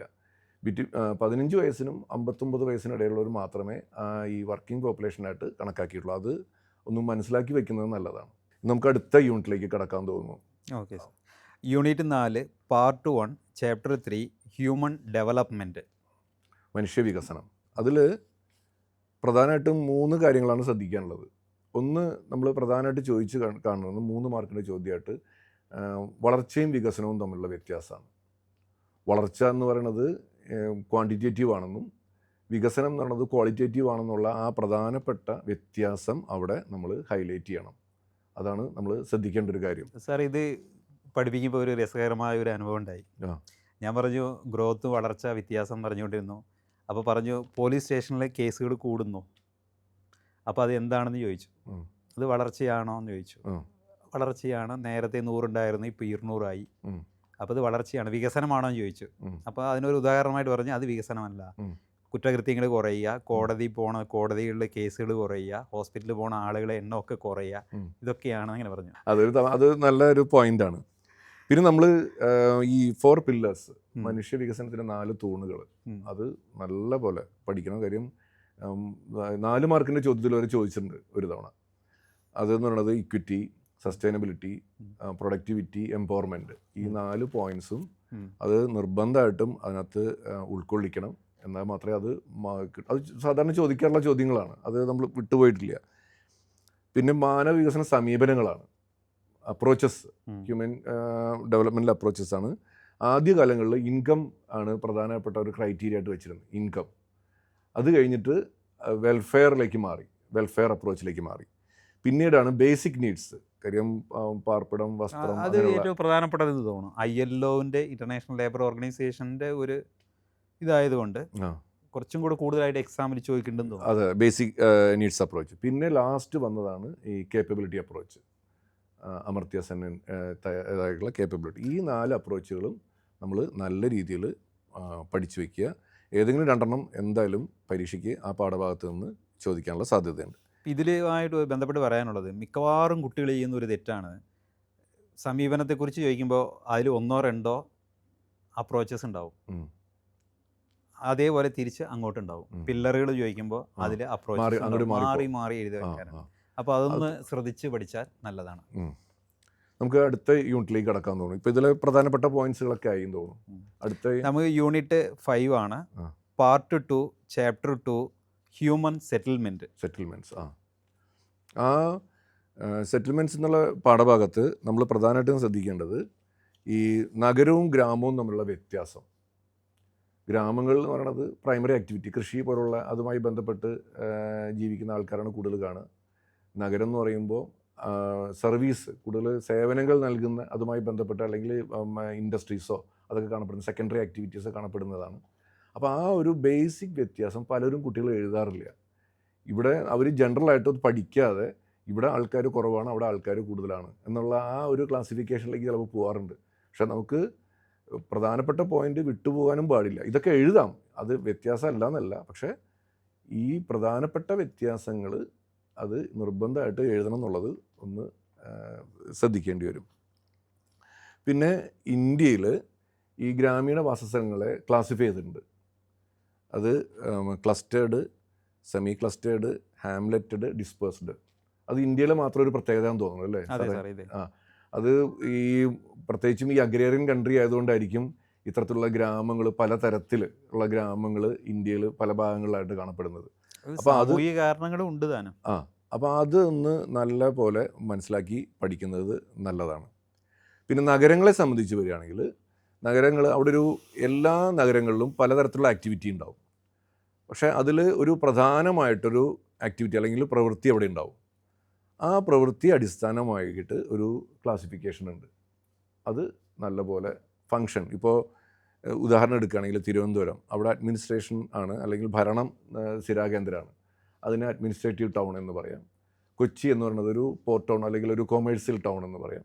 ഇത്തരത്തിലുള്ള ആ ഒരു പ്രധാന പ്രവൃത്തി അടിസ്ഥാനമാക്കിയിട്ടുള്ള വർഗീകരണം ഒന്ന് ശ്രദ്ധിച്ച് പഠിക്കുന്നത് നല്ലതാണ്. 3 മാർക്കിനോ ചിലപ്പോൾ 4 മാർക്കിനോ പരീക്ഷയ്ക്ക് ഒരുവിധം കുട്ടികൾ ചെയ്യാറുണ്ട് തോന്നുന്നു. വിദ്യാഭ്യാസ നഗരം എന്നോ ഇൻഡസ്ട്രിയൽ സിറ്റീസ് അങ്ങനെ എന്തെങ്കിലുമൊക്കെ എഴുതാം. പിന്നെ മറ്റൊരു ഏറ്റവും പ്രധാനപ്പെട്ടത് മറ്റതാണ് സാറേ, അതെ, എവല്യൂഷൻ എന്നുള്ള ഇംഗ്ലീഷും മലയാളത്തിൽ പരിണാമം എന്നുള്ള വാക്കും വെച്ചുകൊണ്ടുള്ള ഒരു തരംതിരിവ്. അതെ. ഇന്ത്യയിലെ നഗരങ്ങൾ, വിവിധ ഘട്ടങ്ങളിൽ ഉണ്ടായിട്ടുള്ള നഗരങ്ങളെക്കുറിച്ച് നമുക്ക് പ്രത്യേകിച്ച് പഠിക്കാനുണ്ട്. പഴയ കാലത്ത് പുരാതന നഗരങ്ങൾ, പിന്നീട് ആ പുരാതന നഗരങ്ങൾ എന്ന് പറയുന്നത് സാംസ്കാരിക കേന്ദ്രങ്ങളായിരുന്നു. രണ്ടാമത് പിന്നെ കിങ്ഡം, രാജഭരണം വന്നപ്പോഴാണ് കിങ്ഡം വന്നത്. അപ്പോൾ അത് കിങ്ഡത്തിൻ്റെ ഹെഡ്ക്വാർട്ടേഴ്സാണ് മിഡീവിയൽ നഗരങ്ങളായിട്ട് മാറിയത്. പിന്നീട് ഇൻഡസ്ട്രിയലൈസേഷൻ്റെ ഭാഗമായിട്ടും കൊളനൈസേഷൻ്റെ ഭാഗമായിട്ടാണ് പിന്നെ മോഡേൺ ടൗൺസ് എന്ന് പറയുന്ന ആ രീതിയിലേക്ക് ആധുനിക നഗരങ്ങൾ വരാനുള്ള കാരണം. ആ 3 വ്യത്യാസങ്ങൾ കൃത്യമായി മനസ്സിലാക്കണം. ഉദാഹരണം സഹിതം പഠിച്ചു കഴിഞ്ഞാൽ അത് കൂടുതൽ ചോദിക്കാൻ സാധ്യത. അത് 3 മാർക്ക് ചോദ്യമാണ്. അത് മുഴുവൻ മാർക്ക് നിങ്ങൾക്ക് സ്കോർ ചെയ്യാൻ പറ്റും. ഇനി നമുക്ക് അടുത്ത യൂണിറ്റിലേക്ക് കടക്കാൻ തോന്നുന്നു. Okay sir. അടുത്ത unit 6, part 1, chapter 4, primary activities. Part 2, chapter 3, land resources and agriculture. എത്ര സ്കോറിനുള്ള? അതിന് ഏറ്റവും കൂടുതൽ സ്കോർ ഉണ്ട്, 11 മാർക്കാണ്. അതിനും 11 മാർക്കാണ് ആ പാഠഭാഗത്തു നിന്ന് വരിക. അപ്പോൾ കുറേ പ്രധാനപ്പെട്ട ചോദ്യങ്ങൾ ഇതിൽ നിന്ന് പ്രതീക്ഷിക്കാം. അതിൽ ആദ്യകാലങ്ങളിൽ ഹണ്ടിങ് ഗ്യാതറിങ് അല്ലെങ്കിൽ വേട്ടയാടലും ആ ആക്ടിവിറ്റീസ് ആയിരുന്നു കൂടുതൽ. പിന്നീട് മൃഗപരിപാലനം, സ്ഥിരമായിട്ട് കന്നുകാലികളെ മേയ്ക്കുന്ന ഒരു രീതിയിലേക്ക് അവർ മാറി. ആ കന്നുകാലി മേച്ചിലിന് ഇടയ ജീവിതം ഈ എന്താ പറയുക എന്തായാലും പറയുക കന്നുകാലികളെ ആശ്രയിച്ച് കന്നുകാലി ജീവിക്കുന്ന ജീവിതം. അത് നമ്മൾ ശ്രദ്ധിക്കേണ്ട ഒരു കാര്യം എന്ന് വെച്ചാൽ അവിടെ ട്രാൻസ് ഹ്യൂമൻസ് കാലാവസ്ഥ അടിസ്ഥാനത്തിൽ നമ്മൾ ഈ എന്താ പറയുക ദേശാടനം നടത്തിയുള്ള മൃഗപരിപാലനം നടത്താറുണ്ട്. ആ ട്രാൻസ് ഹ്യൂമൻസ് എന്താണെന്നുള്ളത് ചൂട് വരുമ്പോൾ എന്താ പറയുക പർവ്വത പ്രദേശങ്ങളിലേക്ക് കന്നുകാലികൾ കൊണ്ടുപോവുക, പർവ്വതങ്ങളിൽ തണുപ്പ് വരുമ്പോൾ അത് സമതലങ്ങളിലേക്ക് കൊണ്ടുവരിക, ഇങ്ങനെയുള്ള ഈ ഒരു ടൈം വെച്ചിട്ട് കാലാവസ്ഥയെ അടിസ്ഥാനമാക്കിയിട്ടുള്ള ആ മൃഗപരിപാലനമാണ് ട്രാൻസ് ഹ്യൂമൻസ് എന്നുള്ളത് അവിടെ എഴുതേണ്ടി വരും. അതല്ല അങ്ങനെയല്ലേ തിരശ്ചീന തലത്തിൽ മറ്റത് നൊമാഡിക് ഹെർഡ്. അതെ. ഇനി നമുക്ക് ശ്രദ്ധിക്കേണ്ടത് കൃഷിരീതികൾ, വിവിധ കൃഷിരീതികളുണ്ട്. അത് പ്രത്യേകം ശ്രദ്ധിക്കണം. ഏകദേശം 10ഓളം കൃഷിരീതികളാണ് കുട്ടികൾക്ക് പഠിക്കാനുള്ളത് അല്ലേ? ഭയങ്കര വിശദമായിട്ട് പഠിക്കാനുണ്ട്. അതിൽ പ്രധാനമായിട്ട് ഊന്നൽ കൊടുക്കേണ്ടത് ഒന്ന് ഏറ്റവും പ്രാധാന്യപ്പെട്ടത് ആദ്യകാലങ്ങളിൽ ഇപ്പോഴും ഇന്ത്യയിലെ പല ഭാഗങ്ങളിലും ഉണ്ട് ഷിഫ്റ്റിംഗ് കൾട്ടിവേഷൻ അല്ലെങ്കിൽ സ്ലാഷ് ആൻഡ് ബേൺ കൾട്ടിവേഷൻ. ഇതെല്ലാം ഒരേ പേര് തന്നെയാണെങ്കിലും നമ്മൾ ചോദ്യം വരുന്നത് കുട്ടികൾക്ക് ഭയങ്കര കൺഫ്യൂഷൻ ഉണ്ടാക്കും. ആ ജുംബിങ് എന്ന പേര് നമുക്ക് ഇപ്പോഴും ഉണ്ടല്ലോ. അതെ. അപ്പോൾ അത് വടക്ക് കിഴക്കൻ സംസ്ഥാനങ്ങളിലാണ് കാണപ്പെടുന്നത്. അപ്പോൾ ആ ഷിഫ്റ്റിംഗ് കൾട്ടിവേഷൻ ഒന്ന് പഠിക്കണം. മെഡിറ്ററേനിയൻ അഗ്രികൾച്ചർ, അത് മെഡിറ്ററേനിയൻ കാലാവസ്ഥയിൽ മാത്രം ചെയ്യപ്പെടുന്ന സിട്രസ് ഫ്രൂട്ട്സ്, പുളിരസമുള്ള ഫ്രൂട്ട്സ് കൾട്ടിവേറ്റ് ചെയ്യുന്നതാണ് ഈ മെഡിറ്ററേനിയൻ അഗ്രികൾച്ചർ എന്ന് പറയുന്നത്. പിന്നെ പ്ലാന്റേഷൻ, കാര്യം കേരളത്തിനെ സംബന്ധിച്ച് പ്ലാന്റേഷൻ എന്ന് പറയുന്നത് വളരെ പ്രാധാന്യമുള്ളതാണ്. റബ്ബർ ആയിക്കോട്ടെ, നമ്മുടെ ക്വസ്റ്റ്യൻ പേപ്പറിനും ഇടയ്ക്കിടയ്ക്ക് പ്ലാന്റേഷൻ അഗ്രികൾച്ചർ ആണ് ചോദിച്ചത് കൂടുതലായിട്ട്. ഇപ്പോൾ റബ്ബർ ആയിക്കോട്ടെ, ടീ ആയിക്കോട്ടെ, കോഫി ആയിക്കോട്ടെ, അപ്പോൾ പ്ലാന്റേഷൻസിൻ്റെ എണ്ണം വളരെ കൂടുതലാണ് കേരളത്തിൽ. അപ്പോൾ സ്വാഭാവികമായിട്ട് അതുകൊണ്ടായിരിക്കും പ്ലാന്റേഷൻ അഗ്രികൾച്ചറിൻ്റെ പ്രത്യേകത എടുത്ത് ചോദിക്കാറുണ്ട്. പിന്നെ ഇപ്പോൾ വരുന്ന പുതിയ ട്രെൻഡാണ് ഈ സഹകരണ കൃഷി, കോപ്പറേറ്റീവ് ഫാമിംഗ്. അപ്പോൾ അതും കൂടി മുൻതൂക്കം കൊടുത്തുകൊണ്ട് നിങ്ങൾ ആ പാഠഭാഗത്തിലെ ഈ വിവിധതരം കൃഷി രീതികൾ പഠിച്ചാൽ വളരെ നന്നായിരിക്കും എന്ന് എനിക്ക് തോന്നുന്നു. ഇനി നമുക്ക് ഒരു 2-3 കാര്യങ്ങളിലൂടെ ഉണ്ട്. ഇന്ത്യയിൽ ഖനന രീതികൾ, ഇന്ത്യയിൽ നിന്നല്ല മൊത്തത്തിൽ വേൾഡിലത്തെ, അത് മിനറൽസ്, കാര്യം പ്രൈമറി ആക്ടിവിറ്റിയിൽ വരുന്ന കാര്യങ്ങളാണ്. മിനറൽസ് സാധാരണ ഇതിൽ സർഫസിൽ ഉപരിതലത്തിലും കാണാം, ഭൂമിയുടെ അന്തർഭാഗത്തും കാണാം. അപ്പോൾ ആ ഖനന രീതികളെ കുറിച്ചിട്ട് പരീക്ഷയ്ക്ക് ചോദിക്കാറുണ്ട്. 3 മാർക്കിൻ്റെ പരീക്ഷയ്ക്ക് ചോദ്യത്തിന് വരെ വന്നിട്ടുണ്ട്. അപ്പോൾ അങ്ങനെ വരുമ്പോൾ നമ്മൾ ഈ 2 വ്യത്യാസം, ഷാഫ്റ്റ് മൈനിങ് എന്നുള്ള രീതിയും കൂടി ഉണ്ട്. ഈ അണ്ടർഗ്രൗണ്ട് മൈനിങ്ങിന് മറ്റൊരു പേരും കൂടി സാധാരണ ചോദിക്കും, ഷാഫ്റ്റ് മൈനിങ്. അപ്പോൾ അതും കൂടി ഒന്ന് മനസ്സിലാക്കുന്നത് നിങ്ങൾക്ക് വളരെ നന്നായിരിക്കും. ഇനി ഇന്ത്യയിലത്തെ കാര്യങ്ങളാണ് നമ്മൾ ഇനി കൂടുതൽ ചർച്ച ചെയ്യാൻ പോകുന്നത്. ഇന്ത്യ പാർട്ടിലത്തെ വരുന്ന കൂടുതൽ കാര്യങ്ങൾ. അതിൽ ശ്രദ്ധിക്കേണ്ട ഒരു കാര്യം എന്ന് പറയുന്നത് വിളവെടുപ്പ് കാലങ്ങൾ. പലർക്കും കുട്ടികൾക്ക് അറിയില്ല. അത് ബൈഹാർട്ട് തന്നെ പഠിക്കേണ്ടി വരും, എന്നാലും കുഴപ്പമില്ല, അതൊന്ന് പഠിച്ചു വയ്ക്കുക, നല്ലതാണ്. കാര്യം ഖാരിഫ് ക്രോപ്പ്, റാബി, സെയ്ദ്. ഈ ഖാരിഫ് എന്ന് പറയുമ്പോൾ മഴയ്ക്ക് മുമ്പായിട്ട് വിതച്ച് മഴക്കാലത്ത് വളർന്ന് മഴ കഴിയുമ്പം കൊയ്തെടുക്കുക, സെപ്റ്റംബറിൽ. അതെ. പിന്നെ റാബി എന്ന് പറയുമ്പോഴേക്കും മഴ കഴിഞ്ഞിട്ട് വിത്ത് വിതയ്ക്കുക, മഴ വേനൽ തുടങ്ങുന്നതിന് മുമ്പ് അത് കൊയ്തെടുക്കുക. ഈ മറ്റേ സെയ്ത് വിളകളാണെങ്കിൽ വേനൽക്കാലത്ത്, കാര്യം നമ്മളിപ്പോൾ തണ്ണിമത്തൻ പോലുള്ള പഴങ്ങളും പച്ചക്കറികൾ, അതൊക്കെ കുട്ടികൾക്ക് അങ്ങനെ അത് കണക്ട് ചെയ്ത് പറഞ്ഞു കൊടുത്തു കഴിഞ്ഞാൽ കുറച്ചുകൂടി ഓർത്തിരിക്കാൻ പറ്റുമെന്ന് എനിക്ക് തോന്നുന്നു. അപ്പോൾ അത്തരത്തിലുള്ള കൃഷി വിളവെടുപ്പ് കാലങ്ങൾ നമ്മളൊന്ന് കുട്ടികൾ നല്ല രീതിയിൽ പഠിക്കുന്നത് നല്ലതാണ്. അതും 3 മാർക്കിൻ്റെ ചോദ്യങ്ങളിൽ വരാറുണ്ട്. പിന്നെ മൊത്തത്തിൽ നമ്മുടെ ഇന്ത്യയിൽ കൾട്ടിവേറ്റ് ചെയ്യുന്ന വിളകളെ 3 ഗ്രൂപ്പുകളായിട്ട് തിരിച്ചിട്ടുണ്ട്. ഭക്ഷ്യവിളകൾ, നാണ്യവിളകൾ, നാരുവിളകൾ. ആ ഭക്ഷ്യവിളകളിൽ പ്രധാനമായിട്ടും നെല്ല്, ഗോതമ്പ്. നമ്മൾ കൂടുതൽ ഉപയോഗിക്കുന്ന നെല്ലാണ്, പക്ഷേ വടക്കേ ഇന്ത്യക്കാർ കൂടുതൽ ഉപയോഗിക്കുന്നത് ഗോതമ്പാണ്. അപ്പോൾ അതുകൊണ്ട് തന്നെ ആ 2 വിളകളും പ്രധാനപ്പെട്ട സംസ്ഥാനങ്ങൾ ഏതൊക്കെയാണെന്ന് മനസ്സിലാക്കുന്നത് നല്ലതാണ്. ഡിസ്ട്രിബ്യൂഷൻ ചോദിക്കാം. പ്രത്യേകിച്ച് നിങ്ങൾ ഈ വിളകളെക്കുറിച്ച് പഠിക്കുമ്പോൾ ഒന്ന് മാപ്പ് വെച്ച് റെഫർ ചെയ്ത് കഴിഞ്ഞാൽ വളരെ എളുപ്പമായിരിക്കും. ഈ നെല്ല് എവിടെയാണോ കൃഷി ചെയ്യുന്നത് അതിൻ്റെ നേർ ഓപ്പോസിറ്റ് ആയിരിക്കും ഗോതമ്പ് വരിക. അതുപോലെ തന്നെയാണ് പരുത്തി. രാജസ്ഥാൻ, ഗുജറാത്ത് പരുത്തി ആകുമ്പോൾ നേരെ ഈസ്റ്റിലായിരിക്കും ഈ വെസ്റ്റ് ബംഗാൾ വരുന്ന, അവിടെ ആയിരിക്കും ജൂട്ട്.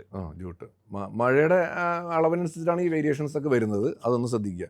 പിന്നെ നാണ്യവിള എന്ന് പറയുമ്പോൾ നമ്മൾ കരിമ്പുണ്ട്, റബ്ബറുണ്ട്, ടീ, കോഫി ഉണ്ട്. പക്ഷേ ഇതിൽ നമ്മുടെ കേരളത്തിലെ പ്രാധാന്യം ഉള്ളതുകൊണ്ടാണെന്ന് അറിയില്ല, പ്ലാന്റേഷൻ ക്രോപ്സ് എന്നുള്ള രീതിയിൽ തോട്ടവിളകൾ മാത്രമായിട്ടും ചോദിക്കാറുണ്ട്. നമ്മൾ നേരത്തെ സൂചിപ്പിച്ചല്ലോ അതിൻ്റെ രീതികൾ. അത് ടീ കോഫി ഒന്നും കൂടെ പഠിച്ചു വെക്കുന്നത് അതെ അതെ നല്ലതായിരിക്കും. അതെ ടീ കോഫി, തേയില കാപ്പി, അത് ബീവറേജ് ക്രോപ്പ് എന്നുള്ള രീതിയിലും ചോദിക്കാറുണ്ട്. ആ ഒരു തവണ ഒരു ബീവറേജ് ക്രോപ്പ്, ആ write short note on beverage crop എന്നാണ് വന്നിട്ടുണ്ടായിരുന്നത്. അതെന്ന് പറയുന്നത് വേറെ ഒന്നും തെറ്റിദ്ധരിക്കേണ്ടതില്ല. അത് ടീ ആൻഡ് കോഫിയാണ് അവിടെ എഴുതേണ്ടത്. പിന്നെ ലാസ്റ്റ് നമ്മൾ നാരുവിളകൾ, ഉം. കേരളത്തിലില്ലെങ്കിൽ പോലും ഈ നാരുവിളകൾക്ക് പ്രാധാന്യമുണ്ട്. അപ്പോൾ അതിനകത്ത് പരുത്തിയും ചണവും ഉം. അതിൻ്റെ ഡിസ്ട്രിബ്യൂഷൻ നല്ലപോലെ മനസ്സിലാക്കുന്നത് നമുക്ക് കൂടുതൽ ഗുണം ചെയ്യും. പിന്നെ കഴിഞ്ഞ പരീക്ഷയ്ക്ക് ചോദിച്ചതാണ് ഈ ഗ്രീൻ റെവല്യൂഷൻ, ഉം. ഹരിത വിപ്ലവം. ഹരിത വിപ്ലവം എന്നല്ല ചോദിക്കുക, ഇന്ത്യയിലെ കാർഷിക വികസനം എന്നുള്ള രീതിയിലാണ് ചോദിക്കുക. അതെന്താണ് ചെയ്യേണ്ടത്? അപ്പോൾ ആ മറ്റു വർഷങ്ങളിൽ നിന്ന് വ്യത്യസ്തമായിട്ട് എന്തെങ്കിലും ഉണ്ടോ എന്ന് ചോദിച്ചാൽ ഒന്നുമില്ല. പക്ഷേ ഹൈ ഈൽഡിങ് വെറൈറ്റി സീഡ്സ് ഉപയോഗിക്കുക, കൂടുതൽ മറ്റേ ഫെർട്ടിലൈസേഴ്സ് ഉപയോഗിക്കുക. ഇപ്പോൾ അത് Pesticides. മാറി ആ. ജൈവ കൃഷിയിലേക്കാണ് ഇപ്പോൾ ആൾക്കാർ കൂടുതൽ കോൺസെൻട്രേറ്റ് ചെയ്ത് തുടങ്ങുന്നത്. അതും ഇതിൻ്റെ ഒരു ഭാഗം തന്നെയാണ്. ഉൽപ്പാദനം കൂട്ടുക എന്നുള്ളൊരു അർത്ഥമേ ഉള്ളൂ. പിന്നെ ഇന്ത്യയിൽ ശ്രദ്ധിക്കേണ്ട ഒരു കാര്യം എന്ന് വെച്ച് കഴിഞ്ഞാൽ കാർഷിക മേഖല ധാരാളം പ്രശ്നങ്ങൾ നേരിടുന്നുണ്ട്. അത് മഴയുടെ ലഭ്യത ആയിക്കോട്ടെ, സ്കിൽഡ് ലേബറേഴ്സ് ആയിക്കോട്ടെ, അല്ലെങ്കിൽ എന്താ പറയുക ഹൈ ഈൽഡിങ് വെറൈറ്റി സീഡ്സിൻ്റെ അപര്യാപ്തതയായിരിക്കാം, പല പ്രശ്നങ്ങളുമുണ്ട്. അപ്പോൾ ആ പ്രശ്നങ്ങൾ ഉറപ്പായിട്ടും എസ് എ ടൈപ്പ് ചോദ്യത്തിലാണ് വരുന്നത്. 4 മാർക്കിൻ്റെ ചോദ്യത്തിലാണ് മുൻ വർഷങ്ങളിൽ ചോദിച്ചിട്ടുണ്ടായിരുന്നത്. അപ്പോൾ അത് ഒന്ന് ശ്രദ്ധിച്ച് പഠിക്കുന്നതല്ല. നിങ്ങൾക്ക് നിങ്ങളുടെ മനസ്സിൽ നിന്ന് സ്വന്തമായിട്ട് എഴുതാൻ പറ്റുന്നുണ്ടാവും. കാര്യം കാർഷിക മേഖല നേരിടുന്ന പ്രശ്നങ്ങൾ എന്തൊക്കെയാണെന്ന് എഴുതാൻ പറ്റുന്നുണ്ടാവും. എന്നാലും പ്രധാനപ്പെട്ട പോയിന്റ്സ് ബുക്കിൽ കൊടുത്തിരിക്കുന്ന പോയിന്റുകൾ നോക്കുക, അതും വളരെ എളുപ്പം തന്നെയാണ്. അതെ അതെ സിമ്പിളായിട്ട് നിങ്ങൾക്ക് സ്കോർ ചെയ്യാവുന്നതേ ഉള്ളൂ അല്ലേ? അത് പ്രത്യേകിച്ച് ഈ കാലാവസ്ഥയുടെ കാര്യത്തിൽ എറാട്ടിക് മൺസൂൺ എന്ന് പറയുന്നത്. അതെ അതെ അതെ ഇതിൽ ഈ പടത്തിൽ നമ്മൾ സൂചിപ്പിച്ച പോലെ 11 മാർക്കിന് ചോദ്യങ്ങൾ പ്രതീക്ഷിക്കാം. അപ്പോൾ അതുകൊണ്ട് തന്നെ ഈ ചാപ്റ്റർ നല്ലോണം സ്റ്റാർ മാർക്കിട്ട് കൂടുതൽ കോൺസെൻട്രേറ്റ് ചെയ്ത് പഠിക്കാനായിട്ട് ശ്രദ്ധിക്കുക. ഇനി നമുക്ക് ഏഴാമത്തെ unit 7 part 2 chapter 4 water resources ആ. എന്നതിന് 2 മാർക്കേ ഉള്ളൂ സാർ. 2 മാർക്കിൻ്റെ ചോദ്യമാണെങ്കിലും നമ്മൾ അറിഞ്ഞിരിക്കേണ്ട ഒരു കാര്യം എന്ന് വെച്ച് കഴിഞ്ഞാൽ ജലവിഭവം ഈ ഉപരിതല സ്രോതസ്സും ഉണ്ട്, ഭൂഗർഭ സ്രോതസ്സും ഉണ്ട്. അതെല്ലാം നമുക്ക് ആവശ്യത്തിന് കിട്ടാണ്ടായി തുടങ്ങി. അത് മനുഷ്യൻ്റെ വിവിധങ്ങളായ പ്രവർത്തനങ്ങൾ തന്നെയാണ്. ഇൻഡസ്ട്രീസിൽ നിന്നോ അല്ലെങ്കിൽ ഗാർഹിക മാലിന്യങ്ങളോ ഈ വലിച്ചെറിഞ്ഞ് ഉപയോഗയോഗ്യമായ ജലത്തിൻ്റെ ലഭ്യത കുറഞ്ഞുകൊണ്ടിരിക്കുകയാണ്. അതുകൊണ്ട് തന്നെ ജലവിഭവ മാനേജ്മെൻറ്റ് എന്ന് പറയുന്ന ആ ടോപ്പിക്ക് നല്ല പോലെ പഠിക്കുക. വാട്ടർ റിസോഴ്സസ് മാനേജ്മെൻറ്റ്, അതിനകത്ത് ഇപ്പോൾ 2 പദ്ധതികൾ ഇപ്പോൾ ഓൾറെഡി ഒഫീഷ്യലായിട്ട് നമ്മുടെ പാഠപുസ്തകത്തിലുണ്ട്. ഒന്ന് നീരു മീരു ആന്ധ്രാപ്രദേശിൽ, മറ്റത് ആർവാരി പാനി സൻസദ്. ഈ 2 ജല വിഭവ മാനേജ്മെൻറ്റ് പദ്ധതികൾ പരീക്ഷയ്ക്ക് എടുത്തു ചോദിക്കുക. എന്താണ് നീരു മീരു, എന്താണ് ആർവാരി പാനി സൻസദ് അല്ലേ? അപ്പോൾ അതൊന്ന് നല്ലോണം പഠിക്കുക. അപ്പോൾ ഈ ജലത്തിൻ്റെ ലഭ്യത കുറയുന്നത് കൊണ്ടാണ് ഇപ്പോൾ മഴവെള്ള കൊയ്ത്ത്, റെയിൻ വാട്ടർ ഹാർവെസ്റ്റിംഗ്, അതിന് പ്രാധാന്യം വളരെ കൂടിയിരിക്കുന്നു. നമ്മൾ ഭൂഗർഭ ജലസ്രോതസ്സ് നമുക്ക് റീചാർജ് ചെയ്യാൻ പറ്റുന്നത് ഏക സ്രോതസ്സ് എന്ന് പറയുന്നത് ഈ മഴവെള്ളം സംഭരിക്കൽ മാത്രമേ ഉള്ളൂ. അപ്പോൾ അതിൻ്റെ വിവിധ രീതികൾ നമ്മൾ പഠിച്ചാൽ അത് പ്രധാനമായിട്ട് പരീക്ഷയ്ക്ക് ചോദിക്കാറുണ്ട്. അത് നിങ്ങൾ മനസ്സിലാക്കുകയും വേണം. അത് വീട്ടിൽ പറ്റുമെങ്കിൽ പ്രാവർത്തികമാക്കും വേണമെന്നാണ് എൻ്റെ അഭിപ്രായം. കാര്യം പഠിച്ചാൽ മാത്രം പോരാ. കാര്യം എങ്ങനെയാണ് നമ്മൾ മഴവെള്ളം സംഭരിക്കേണ്ടത്, നമുക്കിനി ഭാവിയിൽ ഈ കുടിവെള്ള ഷോർട്ടേജ് വന്നുകൂടായികയില്ല.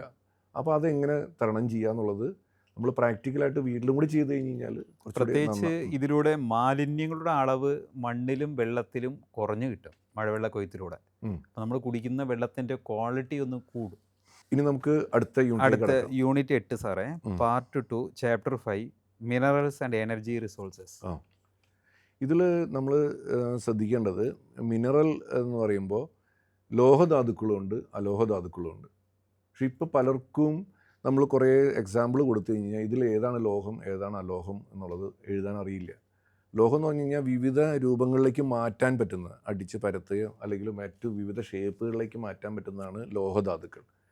നേരെ മറിച്ച് മൈക്ക പോലുള്ള അലോഹധാതുക്കൾ എന്ന് പറഞ്ഞു കഴിഞ്ഞാൽ ഒരു അടി അടിച്ച് കഴിഞ്ഞാൽ അത് പൊട്ടിപ്പോവും, തവിട് പൊടി ഇതായിപ്പോയി. അപ്പോൾ അതുകൊണ്ട് തന്നെ ഈ ലോഹധാതുക്കൾ അലോഹധാതുക്കൾ വേർതിരിച്ചറിയൽ വളരെ പ്രധാനപ്പെട്ടതാണ്. ആ ഒരു പട്ടികയുണ്ട്, ഫ്ലോ ചാർട്ട്. അതെ അതെ അത് നിർബന്ധമായിട്ടും നിങ്ങൾ അത് പഠിക്കണം. അതിൽ തന്നെ ഈ ലോഹധാതുക്കളിൽ തന്നെ ഇരുമ്പിൻ്റെ അംശമുള്ളത് ഫെറസ് മിനറൽസ് എന്നും ഇരുമ്പിൻ്റെ അംശം ഇല്ലാത്തത് നോൺ ഫെറസ് മിനറൽസ് എന്നും അങ്ങനെ ഒരു ക്ലാസിഫിക്കേഷൻ ഉണ്ട്. അപ്പോൾ ചിലപ്പോൾ നിങ്ങൾക്ക് കൂടുതൽ കുറേ മിനറൽസ് തന്നിട്ട് അത് വർഗീകരിക്കാനാവും തരിക. ആ വർഗീകരിക്കുമ്പോൾ കൃത്യമായിട്ട് ലോഹധാതുക്കൾ ഏതൊക്കെയാണ്, അലോഹധാതുക്കൾ ഏതൊക്കെയാണ്, അതിൽ ഇരുമ്പിൻ്റെ അംശം ഏതിനാണ് കൂടുതലുള്ളത്, ഇരുമ്പിൻ്റെ അംശം ഏതിനാണ് ഇല്ലാത്തത് എന്ന് കൃത്യമായി മനസ്സിലാക്കി കഴിഞ്ഞാൽ അതിൽ ഫുള്ള് മാർക്ക് നിങ്ങൾക്ക് സ്കോർ ചെയ്യാൻ പറ്റും. ശരിയല്ല സാറേ? ശരി സാറേ. അതെ.